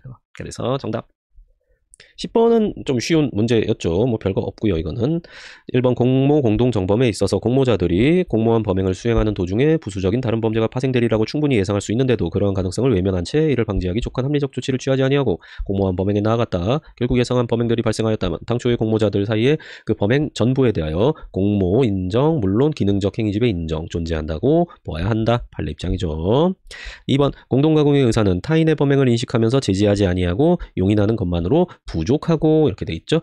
이것도 암기해 두세요. 형법에서 미필적 고의로 해결되는 거, 미필적 고의로 충분하다는 게 99%예요. 99%. 근데 1%는 안 되는데 그게 바로 이겁니다. 공동정범의 공모. 이 공모는 미필적 고의보다 한 단계 높은 의사가 필요하다라는 거. 그 외의 것들은 나 물어보면은 그냥 미필적 고의만 다 된다 이렇게 생각하시면 돼요. 그리고 반드시 공동의사로 특정한 범죄행위 하기 위하여 일체가 되어 서로 다른 사람 행위를 이용하여 자기 의사를 실행에 옮기는 것을 내용으로 하는 것이어야 한다. 정답은 2번. 자, 3번 범인도피죄에 있어서 공범자의 범인도피 행위 도중에 그 범행을 인식하면서 그와 공동의 범위를 가지고 기왕의 범인도피 상태를 이용하여 스스로 범인도피 행위를 계속한 경우에는 범인도피 행위 공동정범 성립한다. 공동의 범위니까 공동정범이구나 이렇게 생각하면 되고요. 4번 회사 직원이 영업비밀을 경쟁업체에 유출하거나 스스로 이익을 위하여 이용할 목적으로 무단으로 반출한 후에 요게 무슨 죄인지도 기억하시는 게 좋아요. 뭘까요? 배임입니다. 배임. 그리고 배임죄 기수입니다. 반출 시에 기수가 돼요. 원칙적으로. 근데 위 직원과 접촉하여 영업비밀을 취득하려고 한 자는 업무상 배임죄 공동정범이 될 수 없어요. 왜냐하면 배임죄는 상태범인데 기수 시기와 종료 시기가 일치하거든요. 그런데 요 공범, 가담 언제까지 가능합니까? 공범 가담은 종료시까지 가능하거든요. 종료시까지만. 그래서 요 종료시까지 가능한 거 요거를 억지로라도 외워두려고 하시면은 또 이렇게 한 지문씩 건질 수가 있거든요. 종료시까지 공범 가담이 가능하고요. 종료시까지 정당방위 할 수 있고요. 종료시까지 결과적 가중범 중한 결과 그거 발생할 수 있고요. 그리고 또 중요한 거 종료시부터 뭐가 째깍째깍 시작된다? 뭘 것 같아요? 공소시효입니다. 그거 4가지 암기해 두시면 합격합니다. 자, 11번입니다. 독립행위 경합, 동시범, 적절하지 않은 것은 1번 2인 이상이 상호의사 연락이 없이 동시에 범죄 구성 요건에 해당하는 행위를 하였을 때에는 원칙적으로 각인에 대하여 그 죄를 논하여야 하나. 요 경우가 딱 독립행위 경합범이죠. 하지만 상호의사의 연락이 있어 공동정범이 성립한다. 이러면 여러 명을 한 몸뚱아리로 취급하기 때문에 독립행위 경합 등의 문제는 아예 제기될 여지가 없다. 원문에서는 동시범 등의 문제는 제기될 여지가 없다. 이렇게 표현을 하고요. 이 도시 저도 처음에 보고서 이게 오타인가 했는데 여기 도저히라는 뜻이에요. 도저히. 그래서 아예 제기될 여지가 없다. 이렇게 치환을 해서 출제를 했네요. 뭐 이 정도는 뭐 문제 없죠. 자, 2번입니다. 독립행위가 경합하더라도 결과 발생의 원인이 분명한 경우 결과 인과관계 인정하는 행위를 한 행위자는 의도한 범죄 기수범이 되고 결과와 인과관계가 판명되지 않는 행위를 한 행위자는 미수범 또는 무죄가 된다. 미수범 처벌 규정이 없으면 무죄가 되겠죠. 그 다음에 3번 263조 동시범은 263조는 상해죄 동시범 특례죠. 상해죄 폭행죄 특별 규정으로서 동규정은 보호법익을 달리하는 강간치상죄에는 적용할 수 없다. 맞는 얘기죠. 그래서 요 263조 동시범 요거는 상해 그 다음에 폭행치상 여기다가 플러스 상해치사 폭행치사 여기까지 확장해서 적용을 합니다. 그런데 강간, 치상이나 여기는 적용 안 되고요. 살인죄도 적용되지 않는다. 이렇게 딱 정리해 두시면 됩니다. 아예 법조항 이거 써두시면 돼요. 그 다음에 4번 263조의 동시범은 상해 결과 발생하게 한 경우에 적용되기 때문에 시간적 차이가 있는 이게 동시범이 말 그대로 동시에 발생했을 때만 적용되는 게 아니다. 이게 또 포인트 중에 하나잖아요. 되게 쉬운 포인트죠, 이거는. 그렇기 때문에 시간적 차이가 있는 요거 나오면 이제 사이렌 돌리면 되겠죠. 독립행위나 독립된 상행이나 폭행위가 경합하여 사망 결과 일어나고 원인 대응이 판명되지 않은 경우에 동규정 적용할 수 없다. 틀린 내용이 딱 나왔네요. 자, 12번입니다. 공범과 신분. 우리 이것도 잘 준비하고 갔었죠. 옳은 것 문제고요. 기억, 허공작 행사죄는 공무원만이 주체가 될 수 있는 신분범, 진정신분범 맞죠? 신분상 공무원이 아님이 분명한 피고인들을 허공작 행사죄로 처벌하려면 그에 관한 특별 규정이 있어야 된다. 맞는 얘기고요. 니은 자, 152조 1항 2항 위증을 한 범인이 형사사건 피고인 등을 모해할 목적을 가지고 있었는가 목적이 없었는가 하는 범인의 특수한 상태 차이에 따라 경중을 구별하고 있으므로 이는 바로 형법 33조 단서 신분 때문에 형의 경중이 달라지는 경우에 해당한다. 모해 목적을 신분으로 봐서 이 비판을 엄청 받고 있는 게 판례 입장이죠. 신분은 원래 이렇게 마음만 먹는다고 얻을 수 없는 건데 다른 목적은 또 아닌데 모해 목적만은 신분으로 파악해가지고 요 부진정 신분에 적용되는 33조 그 메커니즘을 여기다 적용하고 있기 때문에 요거는 뭐 수험생이라면 반드시 알아두셔야 되는 거고요. 여기서 더 어려운 문제도 충분히 낼 수 있죠. 우리 다 공부했던 거. 그런데 여기는 뭐 쉬운 수준으로 나왔네요. 그 다음에 디귿 업무상의 임무라는 신분관계 없는 자, 신분관계 있는 자가 공모하여 업무상 배임죄를 범한 경우 그러면 나올 거 뻔하죠. 공범 신분에서는 성립은 업무상 배임죄니까 성립은 업무상 배임죄가 성립하는데 그 처벌은 단순 배임죄에 정한형으로 처단한다. 근데 여기 쭉 확인해 보면 업무상 배임죄 성립, 업무상 배임죄 처단이니까 틀렸죠. 그럼 여기까지 하고 선지로 가야 되는 거 기억나시죠? 그래서 옳은 거 고르는 거니까 디귿 틀렸으니까 하고 여기는 기억을 말 안 했으니까 그리고 기억 니은 그다음에 여기 디귿 틀렸는데 나왔으니까 리을 미음 안 봐도 풀 수 있는 문제였네요. 역시 이렇게 꼭 하셔야 됩니다. 제가 모의고사 강의에서 요거 계속 트레이닝 시켜 드리니까 그 강의 커리큘럼 이렇게 들어오셔가지고 형법 저랑 같이 공부하시면은 이런 것도 문제없이 빠르게 풀어내실 수 있습니다. 계속 봅시다.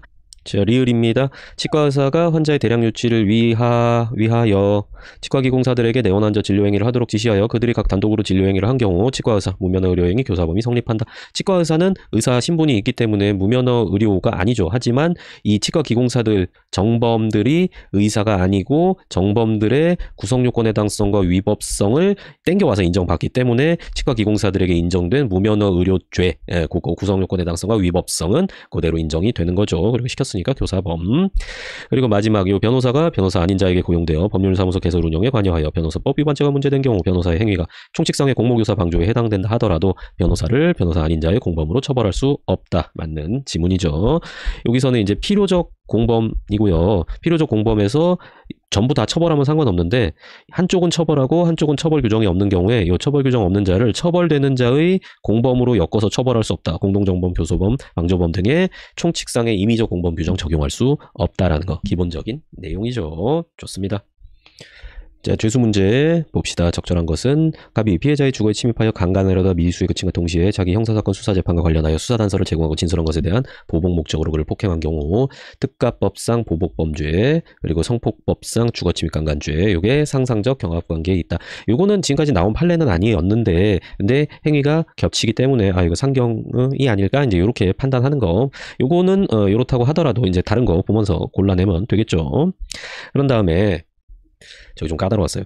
2번 절도범인으로부터 작물 보관 의뢰받은 갑이 정을 알면서 인도받아 보관하고 있다가 A로부터 금원을 차용하면서 보관 중이던 작물을 담보로 제공했으면 행위 자체는 횡령인데 지금 작물범이 본범, 절도범 뒤통수를 때린 사건이기 때문에 이건 보호 가치가 없죠. 그렇기 때문에 이거는 별도로 횡령죄 인정하지 않는다. 예전 판례는 그 추구권을 침해하지 않았다. 그래서 무죄가 나왔고 최근 판례는 보호 가치가 없어서 횡령죄가 성립하지 않는다라고 하는데 어쨌든 결론은 똑같아요. 그러니까 우리는 기억하기 쉬운 방향으로 기억해 놓으시면 됩니다. 작물범이 본범 뒤통수 때리고 배신 때려봤자 뭐 범죄자들끼리 서로 배신 때린 걸 그걸 국가 형벌권 행사해서 처벌하면 그러면 꼭 이 범죄자들 간의 신뢰를 보호해주는 격이 되잖아요. 그렇기 때문에 범죄 아니다.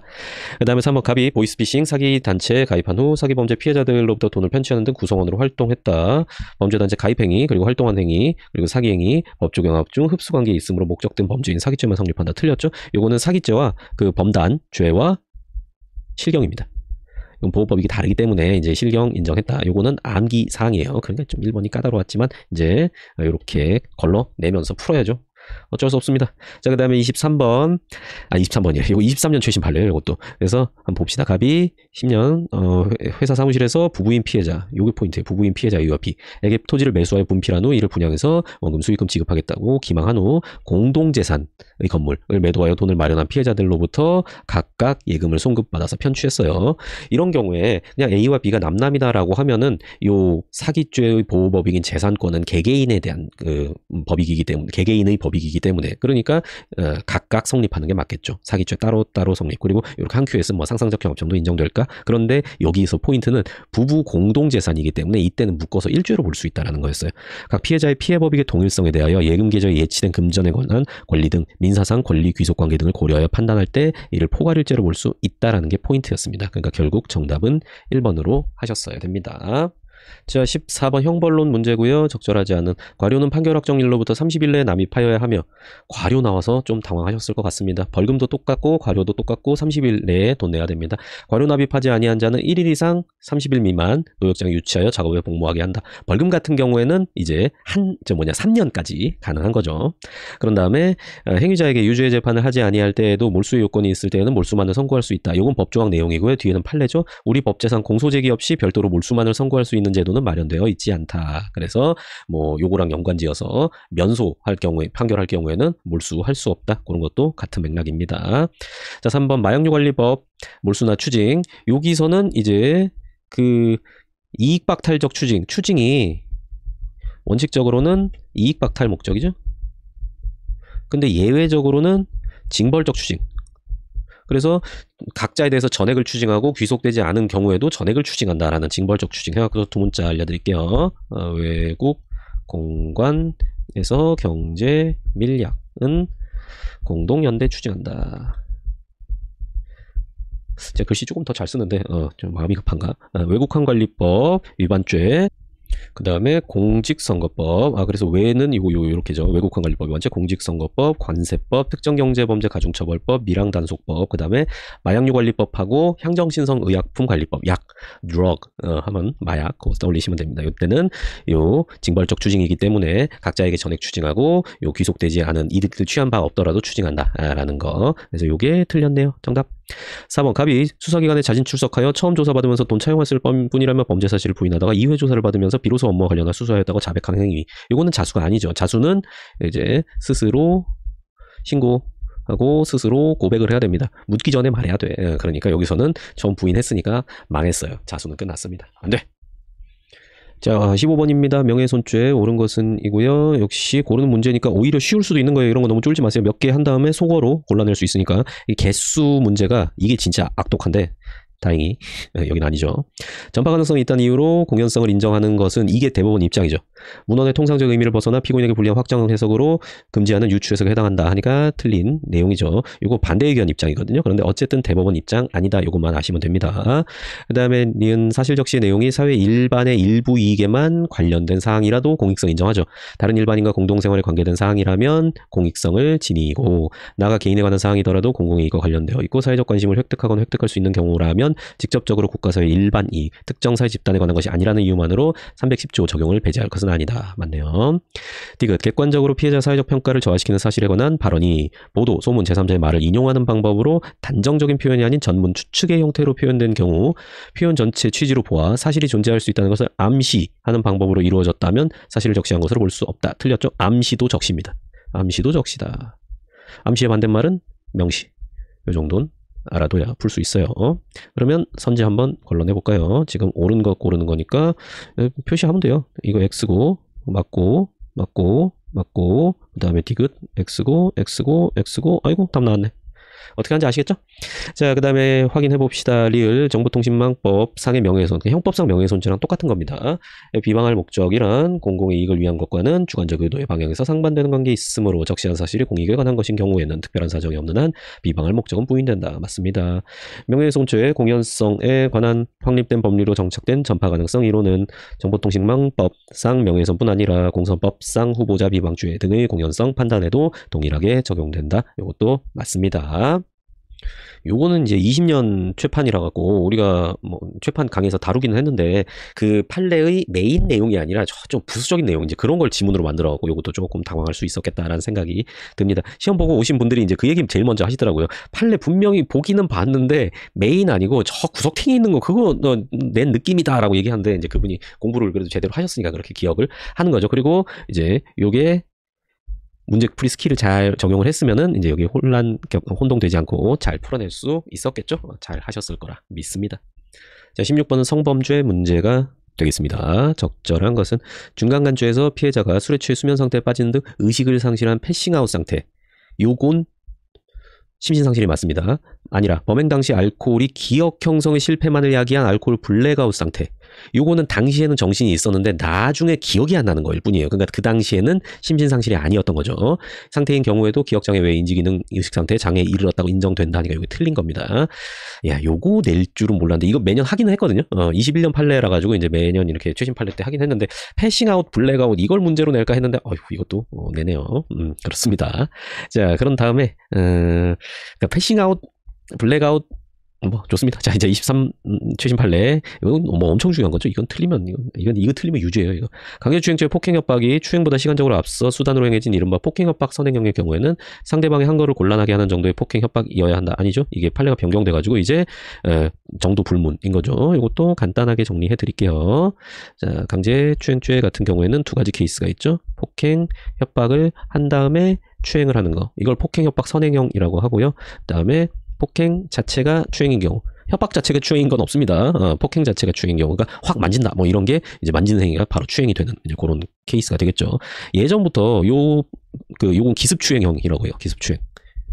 근데 요 기습추행형은 요 폭행의 대소광약 불문, 정도 불문이라고 했었거든요. 근데 여기에 폭행 협박 같은 경우에는 최협의의 폭행 중에서도 가장 약한 단계, 상대방 한 거가 곤란해질 정도여야 된다. 곤란. 건란 정도여야 된다라고 했는데 판례를 변경해서 이것도 역시 정도 불문으로 바뀌었습니다. 여기 23년도에 바뀌었으니까 앞으로도 충분히 나올 만한 엄청 중요한 판례입니다. 그 다음에 3번 강간치성죄에 있어서 사상의 결과는 간음행위 자체로 발생한 경우나 강간수단 사용한 폭행으로 발생한 경우는 포함되지만 벌써 이상하죠. 하나 더 나와야 되는데 강간에 수반하는 행위에서 발생한 경우도 포함된다. 그러니까 정답은 4번이 될 수밖에 없네요. 성폭력범죄 처벌 특례법 주거침입 강간. 주거침입죄를 범한 후에 사람을 강간하는 행위를 하여야 하는 일종의 신분범이고 판례가 이런 경우 이렇게 신분범으로 보거든요. 비슷한 거 강도강간죄에서도 강도를 신분으로 봐요. 그래갖고 요거에 대해서 비판하시는 분들도 있습니다. 그러니까 어쨌든 강도 강간죄면은 강간도 하고 강도도 하고 이제 그 행위자가 그렇게 하면 그거 처벌하려고 만들어 놓은 건데 꼭 강도가 강간해야 되고 강간범이 강도하면 결국 결론은 똑같은데 그거는 또 따르게 처벌하니까 이게 입법 취지 안 맞는 거 아니냐 이제 이런 비판도 있는데 어느 정도는 납득이 됩니다. 그래서 이제 이런 문제도 그 교수님들이 출제하게 된 거죠. 신분범이고 선후가 바뀌어 강간죄 먼저 하고 주거침입한 경우에는 이에 해당하지 않고 실체적 경합범이 된다. 이게 맞는 판례입니다. 주거침입죄입니다. 요거는 뭐 당연히 나올 거라고 생각된 게 나왔기 때문에 이것도 틀리면 안 되는 문제예요. 다가구용 단독주택이나 아파트와 같은 공동주택 내부 엘베, 공용계단, 복도 등 공용 부분도 주거침입죄 객체인 사람의 주거에 해당한다. 그러니까 남의 아파트 거기 뭐 꼭 그 현관문 열고 들어가는 거 아니라도 그 공용 부분에 들어가도 주거침입이 되겠죠.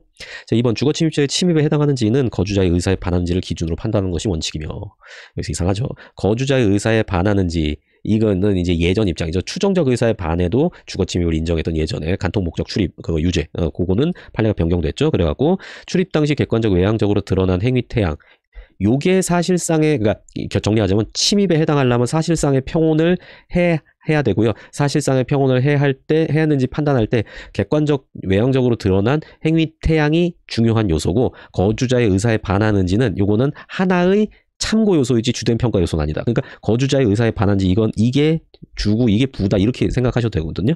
거주자의 의사에 반하는지 이거는 고려할 요소 중 하나이지만 주된 평가 요소가 될 수 없다. 이렇게 연결해야 돼요. 근데 지금 여기서는 요거를 요 객관적 외형적 행위 태양에 연결했기 때문에 이 지문은 틀린 지문이 되는 거죠. 나름대로 신경 써서 만들었다라고 보입니다. 자, 3번 다른 사람 주택에 무단 침입한 범죄 사실로 이미 유죄 판결 받은 사람이 퇴거하지 않은 채 계속하여 당해 주택에 거주한 경우 이때는 별도의 주거 침입죄다. 요거는 암기할 만큼 중요한 많이 나온 판례죠. 그리고 4번 행위자 자신이 다른 사람과 공동으로 거주하거나 관리 점유하는 주거 등에 임의로 출입하더라도 주거 침입죄를 구성하지 않지만 왜 공동주거니까 다른 사람과 공동으로 거주하거나 건조물을 관리하던 사람이 공동생활관계에서 이탈 주거 등에 대한 사실상의 지배관리를 상실했다. 이제는 침입이 성립할 수 있겠죠. 그러면 특별한 사정이 있는 경우엔 침입이 성립할 수 있다. 맞습니다. 18번 업무방해죄입니다. 이것도 최신 판례가 나온 문제였죠. 적절하지 않은 의료인이나 의료법인이 아닌 자가 의료기관을 개설하여 운영하는 행위뿐만 아니라 무자격자에 의해 개설된 의료기관에 고용된 의료인이 환자를 진료하는 행위 또한 당연히 반사회성을 띠는 행위이므로 힌트가 나왔죠. 당연히 이런 극단적 표현이 나오면은 거짓일 가능성이 엄청 높아집니다. 100%는 아니에요 물론. 그래서 사이렌을 돌리고 반사회성을 띠는 행위이므로 여기 틀렸습니다. 업무방해죄 보호 대상이 되는 업무에 해당하지 않는다. 요게 그 23년도에 나온 최신 판례인데 요걸 포인트로 보시면 돼요. 비슷한 판례가 되게 많거든요. 그런데 의사가 어쨌든 의료법 위반했더라도 어쨌든 의사가 진료했으면 업무방해죄 보호 대상도 되고 그리고 건보공단에다가 그 요양급여 비용 청구해도 되고 그래서 청구하는 게 사기죄가 안 되고 그 채권은 존재하고 이런 식으로 이렇게 보시면 됩니다. 근데 의사 아닌 사람이 했다라고 하면은 보호 대상 아니고 건보공단에 청구도 못하고 그러니까 청구했으면 할 수 있는 것처럼 속여서 했을 테니까 사기죄가 되는 거고요. 그래서 업무에 해당하지 않는다 하면 정답이 1번이 나와버렸네요. 빡 하고 넘어가야 돼요. 2번 컴퓨터 정보 처리 장치에 정보 입력하는 행위가 그 입력된 정보 등을 바탕으로 업무를 담당하는 사람 뒤에 있는 사람의 오인착각 부지에 일으킬 목적으로 행해진 경우에는 그 행위가 업무를 담당하는 사람을 직접 대상으로 한 것이 아니라 하더라도 위계에 의한 업무방해죄가 성립한다. 그러니까 이제 요거는 컴퓨터 업무방해죄가 아니라 그냥 업무방해죄가 성립한다. 이런 쟁점도 있어요. 그리고 3번 업무방해죄에서 말하는 위력은 폭행협박 플러스 알파죠. 폭행협박 물론 사회적, 경제적, 정치적 지위 권세에 의한 압박 등도 포함된다. 그러니까 이런 압박이 대표적으로 뭐냐면은 요거 생각하시면 돼요. 너 내가 누군지 알아? 이거 눈구가 아니라 누군지 알아? 누군지 Do you know who I am? 이거 배 이렇게 내밀면서 이런 것도 위력에 해당합니다. 물론 배로 때리면 폭행이 되겠죠. 그리고 적어도 그러한 위력으로 인하여 피해자 자유사 제압하기에 충분하다고 평가될 정도의 세력에 이르러야 된다. 판례 입장이고요. 자, 그 다음에 요 4번. 요 4번입니다. 요거 출제 오류예요. 출제 오류. 설명드릴게요. 피해자에 대한 폭행행위가 동일한 피해자에 대한 업무방해죄 수단이 되었다 하더라도 그러한 폭행행위는 이른바 불가벌적 수반행위에 해당함으로 흡수관계에 있다고 볼 수 없다. 이렇게 하고 있잖아요. 근데 실제 원문은 해당하여 라고 하고 있거든요. 배경 설명 조금만 드리자면요. 요게 법조 경합이라는 게 특별관계와 보충관계와 흡수관계 요렇게 나눠지고, 흡수관계는 불가벌적 수반행위와 불가벌적 사후행위 요렇게 나눠지거든요. 근데 지금 이 판례의 원문은 뭐냐면 피해자에 대한 폭행이 업무방해의 수단이 되었다 하더라도 업무방해죄 인정되고 폭행죄도 따로 인정돼서 요거 상경이다라는 거예요. 법조 경합이 아니라 상경이다, 이게 결론이거든요. 그런데 이 판례 문구가, 이제 판례는 제대로 말했어요. 불가벌적 수반 행위로서 흡수관계가 아니라 상상적 경합이다 이건데, 여기서는 불가벌적 수반 행위에 해당함으로 업무방해죄 흡수관계에 있다고 볼 수 없다. 그러니까 이게 해당함으로니까 해당 안 하는데 X 이렇게 되는 거예요. 그래서 이것도 X예요. 이것도 X고 4번도 X고, 그래서 이거는 출제 오류입니다. 이거 빨리 신청하세요. 그렇습니다. 자, 요거 판례 번호 여기 적어 드릴게요. 여러분도 한번 확인해 보시고, 또 이것도 공부가 될 수 있겠네요. 2012도 1895. 유명한 판례고요. 뭐 어떤 교재든 다 있을 겁니다. 제 교재는 당연히 있고요. 확인해 보시기 바랍니다. 자, 19번입니다. 화면이 카메라가 약간 문제가 있어가지고 이대로 진행하도록 하겠습니다. 재산주에 관한 설명 가장 적절한 문제고요. 1번. 좀 짜치는 문제인데, 333조 후단의 강도죄의 요건인 재산상의 이익이란 재물을 포함한 모든 재산상의 이익을 말하는 것, 재물을 포함한이 아니라 재물 외의 재산상 이익을 말하는 것이죠. 그래서 자, 재산이다라고 하면은 재물하고 그다음에 재산상 이익하고 요렇게 분류를 하거든요. 그래서 이 재산은 이제 가치성이 있으면 재산으로 다 인정하는 거고, 경제적 가치나 소극적 가치나 주관적 가치나 이런 거 기억하시죠. 그리고 이 재물은 유채물 플러스 관리 가능한 자연력이고, 그 외에 가치 있는 것들은 다 여기에 들어간다라는 거. 2번, 갑이 상대방으로부터 금품이나 재산상 이익을 받을 것을 약속하고 성행위를 하는 경우 그 행위의 대가, 사기죄의 객체, 경제적 이익에 해당한다 라고 봤죠. 설사 요 성행위 대가, 여기 불법원인 급여라고 하더라도 그 사기죄에서 보호되는 경제적 이익이, 사기죄에서 보호되는 재산상 이익이 반드시 법률상 보호되는 그런 이익일 필요까지는 없다라는 게 대법원의 입장이었습니다. 그래서 단순하게 기억하시면 돼요. 성관계 대가 주기로 하고 성관계 한 다음에 도망쳤다. 그럼 사기죄예요. 그 다음에 3번, 갑이 피해자를 폭행 협박하여 매출 전표 허위 서명하게 하고 이를 교부받아 소지한 경우에 갑이 신용카드 회사에 매출 전표를 제출하여도 신용카드 회사가 가맹점 규약, 약관 규정 등을 들어 금액의 지급을 거절할 수 있다라고 하더라도 이것도 사기죄를 인정했죠. 그래서 재산상 이익을 취득하였다. 볼 수 없다 하면 뒤에가 틀린 거죠. 정답은 4번이겠네요. 자, 사기로 편취한 재물, 재산상의 이익의 가액을 구체적으로 산정할 수 없는 경우에는 편취한 재물, 재산상 이익의 가액이 5억 원 이상, 50억 원 이상인 것이 범죄 구성 요건의 일부로 되어 있고, 그 가액에 따라 그 주에 대한 형벌도 가중하는 특경가법으로 처벌할 수 없다. 맞습니다. 그러니까 형법상의 사기죄는 금액 제한이 없어요. 그런데 이런 특별법상의 특정경제범죄 가중처벌법, 특경법상의 사기죄는 금액 제한이 있고요. 그게 아예 구성 요건이기 때문에 그 엄격한 증거로 증명을 해야 된다. 아니면 적용할 수 없다라는 판결입니다. 자, 21번입니다. 횡령죄 적절하지 않은, 요 문제도 조금 좀 짜치는 1번입니다. 동업재산은 동업자의 합의에 속하는 것이므로 동업관계가 존속하는 동안 동업자의 한 사람이 동업재산을 보관 중 임의로 횡령한 경우에는 지분 비율에 따라, 요게 아니죠.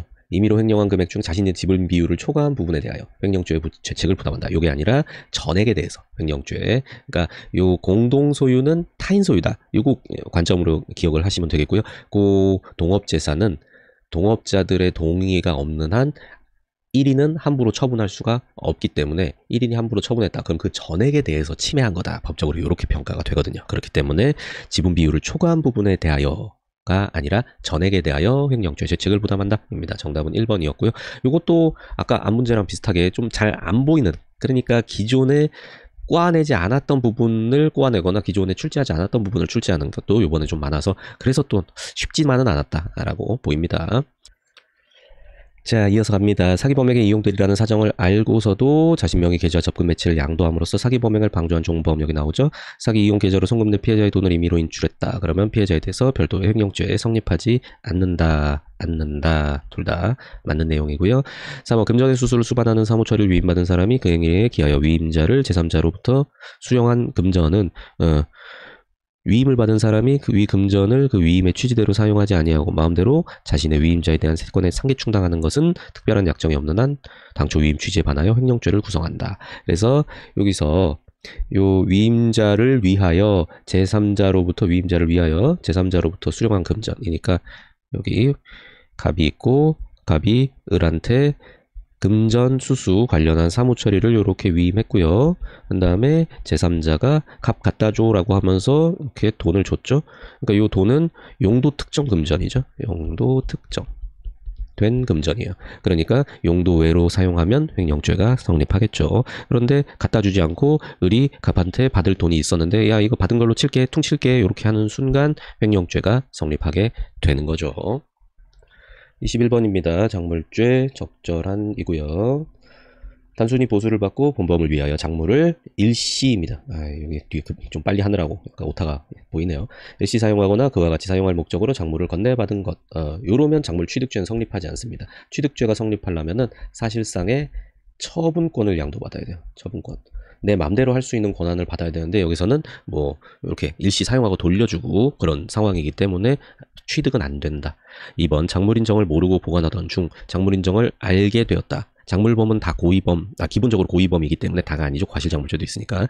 작물죄는 고의범이기 때문에 알고 해야 돼요. 계속 보관함으로써 피해자의 정당한 반환 청구권 행사를 어렵게 위법한 재산 상태 유지시키는 때 작물보관죄 성립한다. 요게 정답이네요.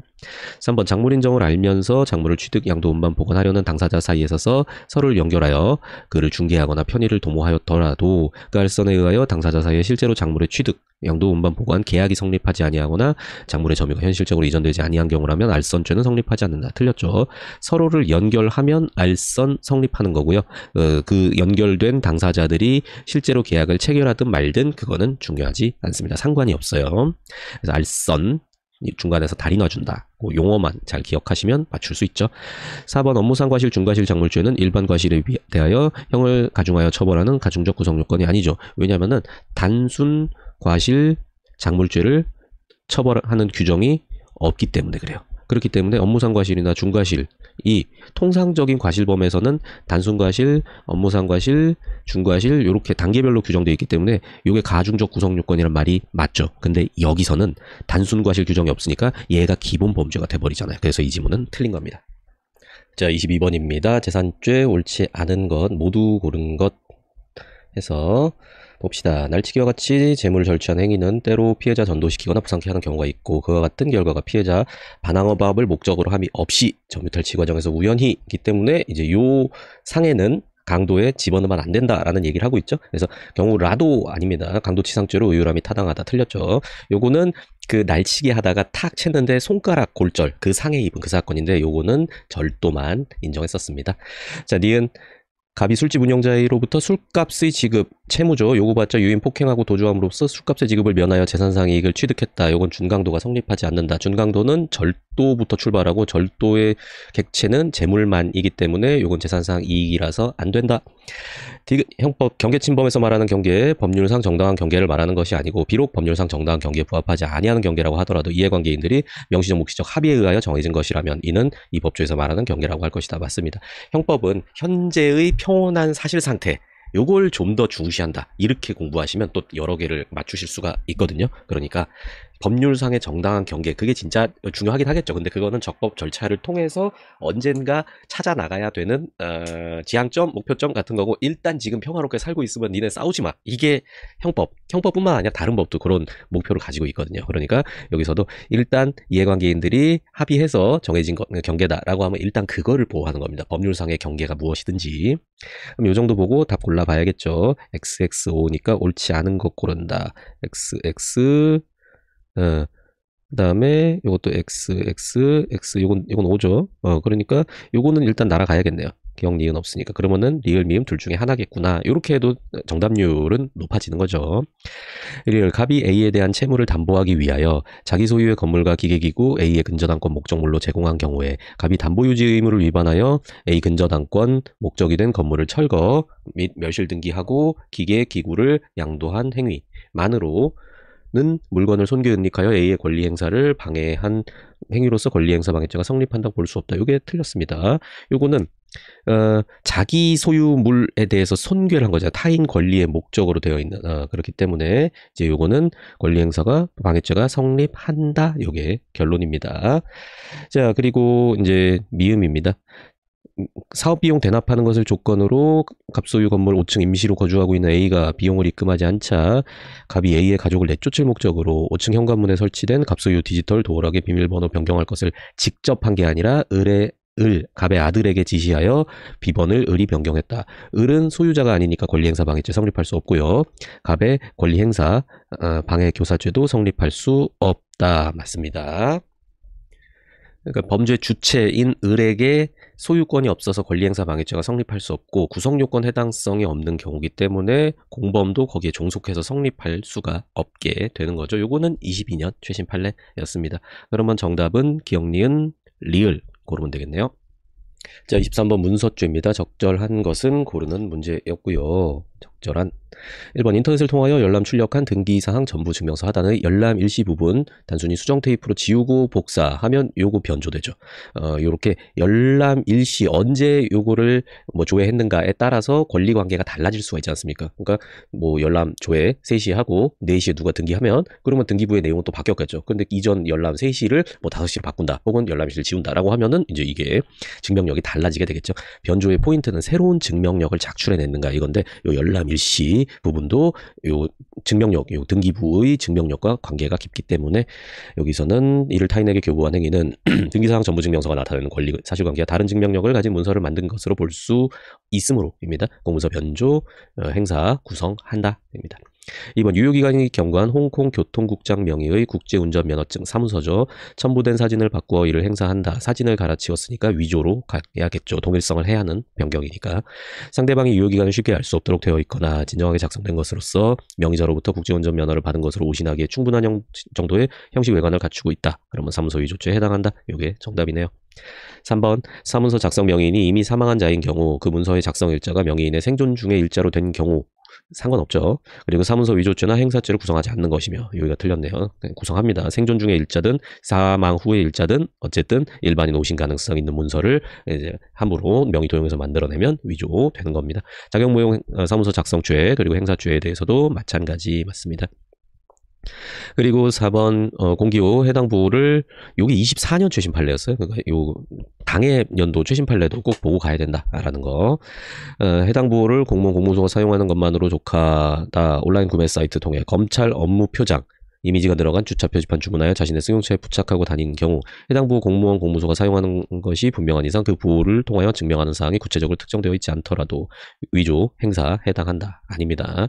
그러니까 요 검찰 업무 표장이 증명하는 사항이 특정이 안 돼 있다라는 거예요. 용도가 특정이 안 돼 있다. 그렇기 때문에 요거는 위조죄, 뭐 행사죄, 부정행사죄 이런 거 성립하지 않는다라는 거입니다. 라는 판례 24년 판례였고요. 자, 24번입니다. 이제 다시 카메라가 돌아왔습니다. 공무원의 직무상 범죄에 관한 설명으로 적절하지 않은 이고요. 1번 직무유기죄에 있어서 직무를 유기한 때라 함은 직장의 무단 이탈, 의식적인 포기 등과 같이 그것이 국가의 기능을 저해하여 국민에게 피해를 야기시킬 가능성이 있는 경우 말하는 것이다. 맞고요. 병가 중인 자 직무유기죄의 주체가 될 수 없다. 왜냐하면 구체적인 직무 의무가 지금 당장은 없기 때문에 그렇습니다. 2번 형법 123조 직권남용죄에 있어서 직권남용 행위의 상대방이 일반 사인인 경우 요거 제가 요즘 이쪽 판례에 많이 나온다고 강조했던 내용인데 나왔네요. 그가 권리에 대응해서 어떠한 일을 한 것이 의무 없는 일인지 여부는 개별적으로 판단해야 된다. 요게 틀린 내용입니다. 일반 사인 같은 경우에는 그 공무원의 직무에 따라야 할 일반적인 의무가 없단 말이에요. 그렇기 때문에 원칙적으로 직권남용 죄가 성립을 하는데 그런데 그 직권남용 행위의 상대방이 그 사람의 부하다라고 하면은 어떤 일은 따라야 될 일이고 어떤 일은 따르지 않아도 될 지금 법률상 의무 없는 일이기 때문에 그때는 개별적으로 판단해야 돼요. 근데 아무리 뭐 고위직 공무원이라 하더라도 뭐 우리 일반 국민한테 이래라 저래라 명령할 권한은 없지 않습니까? 그러니까 일반 사인이다라고 하면 원칙적으로 직권남용이 성립한다 쪽으로 가는 겁니다. 여러분이 만약에 뭐 공무원 뭐 2급이래. 내가 차관이래. 그러면서 뭐 와가지고 막 이래라 저래라 막 하면은 아저씨가 뭔데요? 우리 이럴 거 아니에요. 그러니까 그거 생각하시면 돼요. 자, 3번 126조 피의사실공표죄 정답은 나왔고요. 검찰, 경찰, 범죄수사 관할 직무를 수행하는 자, 이를 감독, 보조하는 자가 직무를 수행하면서 알게 된 피의사실을 공소제기 전, 이게 포인트입니다.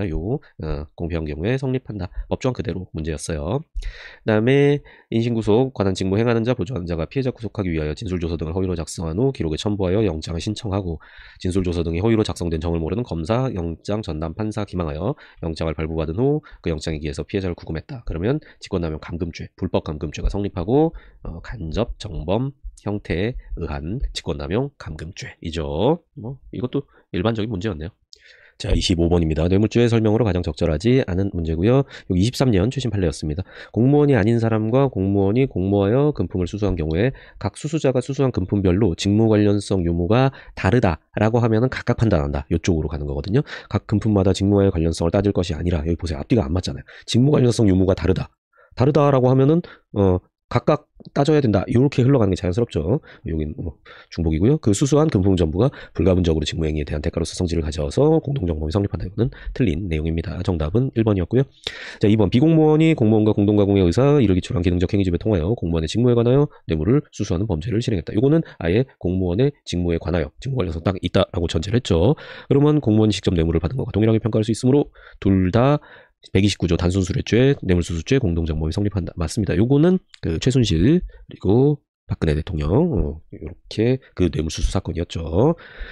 그래서 이 대통령의 직무와 관련해 가지고 뇌물을 주는데 그거를 최순실 씨한테 말을 줬죠. 순근 커플 문제였습니다. 그래서 뭐 공무원이 수뢰자가 먼저 뇌물 요구하여 증례자가 제공하는 돈을 받았다. 끝났죠. 액수가 수뢰자의 예상보다 너무 많아서 후에 이를 반환하였다 하더라도 129조 뇌물수수죄 성립에는 영향이 없다. 맞습니다. 자, 금품 이익 전부에 관하여 129조이랑 뇌물수수죄 공동정범이 성립한 이후에 뇌물이 실제로 공동정범인 공무원, 비공무원 누구에게 기속되었는지는 이미 성립한 뇌물수수죄에 영향을 미치지 않는다. 2번이랑 4번이 같은 판례였죠.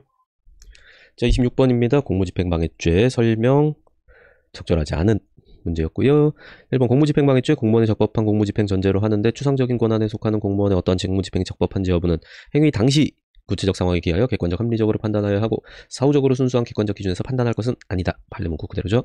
2번 행정청에 대한 일방적 통고로 효과가 완성되는 신고의 경우, 그러니까 이거는 수리를 요하지 않는 신고, 자기완결적 신고라고 하는데 잘 해독을 해봅시다. 일방적 통고, 그냥 신고서만 던지면 끝이에요.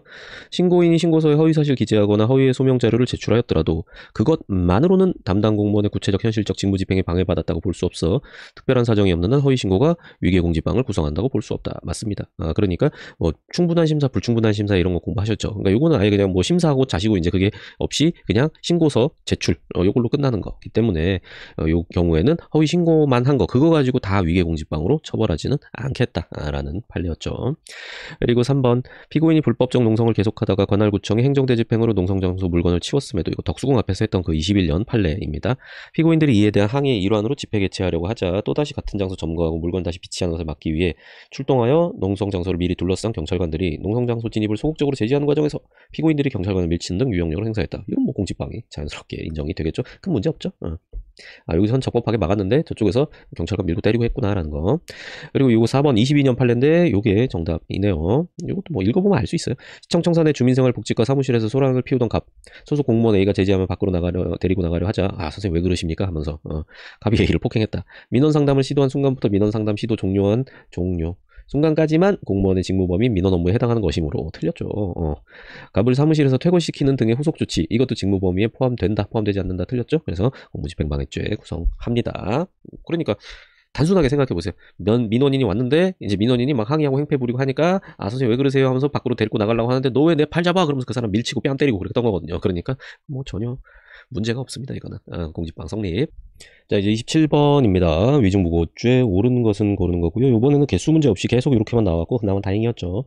자, 12조 1항 헌법 12조 1항 불이익 진술의 강요금지 원칙을 구체화한 자기 부죄 거부 특권에 관한 것이거나 기타 증언 거부 사유가 있음에도 증인이 증언 거부권을 고지받지 못함으로 인하여 증언 거부권을 행사하는데 사실상 장애가 초래되었다고 볼 수 있는 경우에는 무위증죄 성립을 부정하여야 할 것이다. 맞는 내용이죠. 니은 무고죄에 있어서 허위 사실을 함은 신고된 사실로 인하여 상대방의 형사처분, 징계처분 받게 될 위험이 있는 않는 것이어야 된다. 독립하여 형사처분 등의 대상이 되지 아니하고 단지 신고사실 정황을 과장한 데 불과 전체적으로 보아 범죄 사실의 성립 여부에 직접 영향을 줄 정도에 이르지 아니하는 내용에 관계된 것이다. 이러면 무죄 쪽인 거죠. 무고죄가 성립하지 아니한다. 문제 없네요. 자, 그러면은 이제 요 정도 한 절반 봤으니까 또 선지 한번 걸러내기 해야겠죠. 옳은 거 고르는 거니까 이거. 근데 여긴 니은 없으니까 날아가고 기억 없으니까 날아가고. 그러면은 일단 디귿은 확정, 그리고 리을이 맞냐 아니냐 이제 그걸로 결판이 나겠네요. 이러면 또 틀릴 가능성이 훨씬 낮아지겠죠. 자, 153조 소정의 위증죄를 범한 자가 자백자수한 경우에 형의 감명 규정은 재판 확정 전에 자백을 필요적 감경 면제 사유로 한다는 것이며, 자백 절차에 관해서 공수란 사건을 다루는 기관에 대한 자발적인 고백 포함되나 위증 사건 피고인 피의자로 법원 수사기관 신문에 의한 고백도 자백 개념에 포함됩니다. 뭐 디귿은 우리가 어차피 틀린 걸로 선지에서 유출을 했었죠. 이럴 때 실전에서는 바로 리을부터 이렇게 보셔야 되는 거 아시겠죠? 자, 고소인이 고소장을 접수하더라도 수사기관의 고소인 출석 요구에 응하지 않음으로써 그 단계에서 수사 중지를 의도하고 있었고, 나아가 피고소인들에 대한 출석 요구, 피의자 신문 수사권까지 발동될 것을 의혹하지 않았다고 하더라도 고소장을 수사기관에 제출한 이상 무고죄는 성립한다. 맞습니다. 고소장을 제출하면은 이제 상대방이 형사처분을 받게 할 목적은 인정이 됩니다. 그리고 제출하면 이때 범죄가 완성되는 거예요. 기수. 그래서 고판례도 있죠. 나중에 돌려받았다라고 하더라도 무고죄 성립에는 영향이 없다라는 거. 그러니까 요거 동그라미니까 정답 이렇게 되겠네요. 자, 마지막 40번 형법하고 형소법 조합된 거라 가지고 여기 형법 강의에서 먼저 해결해 버리겠습니다. 자, 적절한 건 문제였고, 일단 사례가 이렇게 길면은 사례부터 보면은 안 되고요. 선지부터 보셔야 됩니다. 선지 보면서 대충 상황을 파악하고 그 다음에 사례로 올라가는 그 버릇을 들이셔야 돼요. 여기 들렀다가 다시 와야 되는 거. 와가지고 1번 보시면 갑이 A를 뒤따라 상가 건물 1층에 들어간 행위는 범죄를 목적으로 한 출입이므로 건조물 침입죄 침입행위에 해당한다. 벌써 선지만 봐도 X인 거 아시겠죠? 범죄 목적으로 한 출입이라고 이제 침입으로 인정 안 하잖아요. 그러니까 이렇게 놔두고 읽으면 더 확실해지는 거죠. 그 다음에 이거 위사례, 강간죄, 강도죄, 경합범위 성립한다. 요거만 딱 나와도 혹시 이죄, 강도강간이랑 꼬는 문제겠구나, 이제 요거 생각할 수 있겠죠. 그런 다음에 3번도 사법경찰관 갑에 대한 피신조서 작성하여 하면서 동석한 신뢰관계에 있는 사람이 갑을 대신하여 진술하도록 하여서는 아니 된다. 맞죠? 그리고 동석한 사람이 갑을 대신하여 진술한 부분을 사법경찰관이 조서에 기재하였다. 뭐 그 부분은 피의자의 진술을 기재한 것에 해당한다. 이것도 바로 틀린 거 아시겠죠? 지금 피의자가 진술한 게 아니라 동석자가 진술한 거잖아요. 그러니까 이 사람은 피의자 아닌 자이기 때문에 이거는 피의자 신문조서가 아니라 피의자 아닌 자의 진술을 기재한 조서로서 증거능력 판단해야 되는데, 이거 선지만 읽어봐도 알 수 있죠. 그런 다음에 여기도 보세요. A와 B가 법정에 출석하여 A는 사진 속 문자 메시지 내용이 자신이 작성하여 보낸 것과 동일함을 확인하고, 요거 하면 이제 그 판례가 떠오를 수 있죠. 요 선지만 봐도 떠올릴 수 있죠. B는 A가 보낸 문자 메시지를 촬영한 사진이 맞다고 확인했다. 이렇게 되면 요거 재반 사정 따져갖고 진정 성립 인정한다라는 남동생, 피해자가 남동생한테 보낸 문자 메시지를 촬영한 사진, 그거 관련한 판례입니다. 그래서 문자 메시지 촬영한 사진 증거로 사용할 수 있다. 이거네. 그러니까 정답은 이거 겠거니 하면서 선지를 보시면 돼요. 뭐 벌써 답은 나왔고요. 한번 쓱 보면 간간하기로 마음먹고 상가 1층 출입문 통해서 통상적인 출입 방법으로 일부러 얘기하는 거죠. 그리고 그곳에서 엘리베이터 기다리는 도중 폭행업파 반항어가 반후 1층 계단으로 끌고 가서 강간행위 실행했고 이거는 이제 그 다음에 이제 강간행위 실행 도중 강도 범위를 일으켜 핸드백 빼앗고 그 자리에서 강간행위를 계속한 후. 그러니까 지금은 이거 강간, 강도 이렇게 하면 경합범인데 강도범 신분 취득하고 나서 강간했기 때문에 강도강간죄가 성립한다는 거. 아까 2번도 X라는 거 판단할 수 있겠죠. 그런 다음에 곧바로 A는 남동생 B에게 도움을 요청하면서 아예 판례 그거 생각하라고 남동생 딱 찍어주잖아요. 피해 내용을 문자 메시지로 보냈고요. 갑은 몇 달 후 수사기관에 긴급 체포됐는데 외국인으로 한국어가 없이 서툴러서 피의자 갑을 신문하면서 피의자 요청에 따라 신뢰관계에 있는 사람을 동석하게 해서 피신조서 작성했는데 이 사람 말하면 안 되고, 그리고 이 사람이 진술한 거는 피의자 진술한 거 아니다. 피신조서 아니다.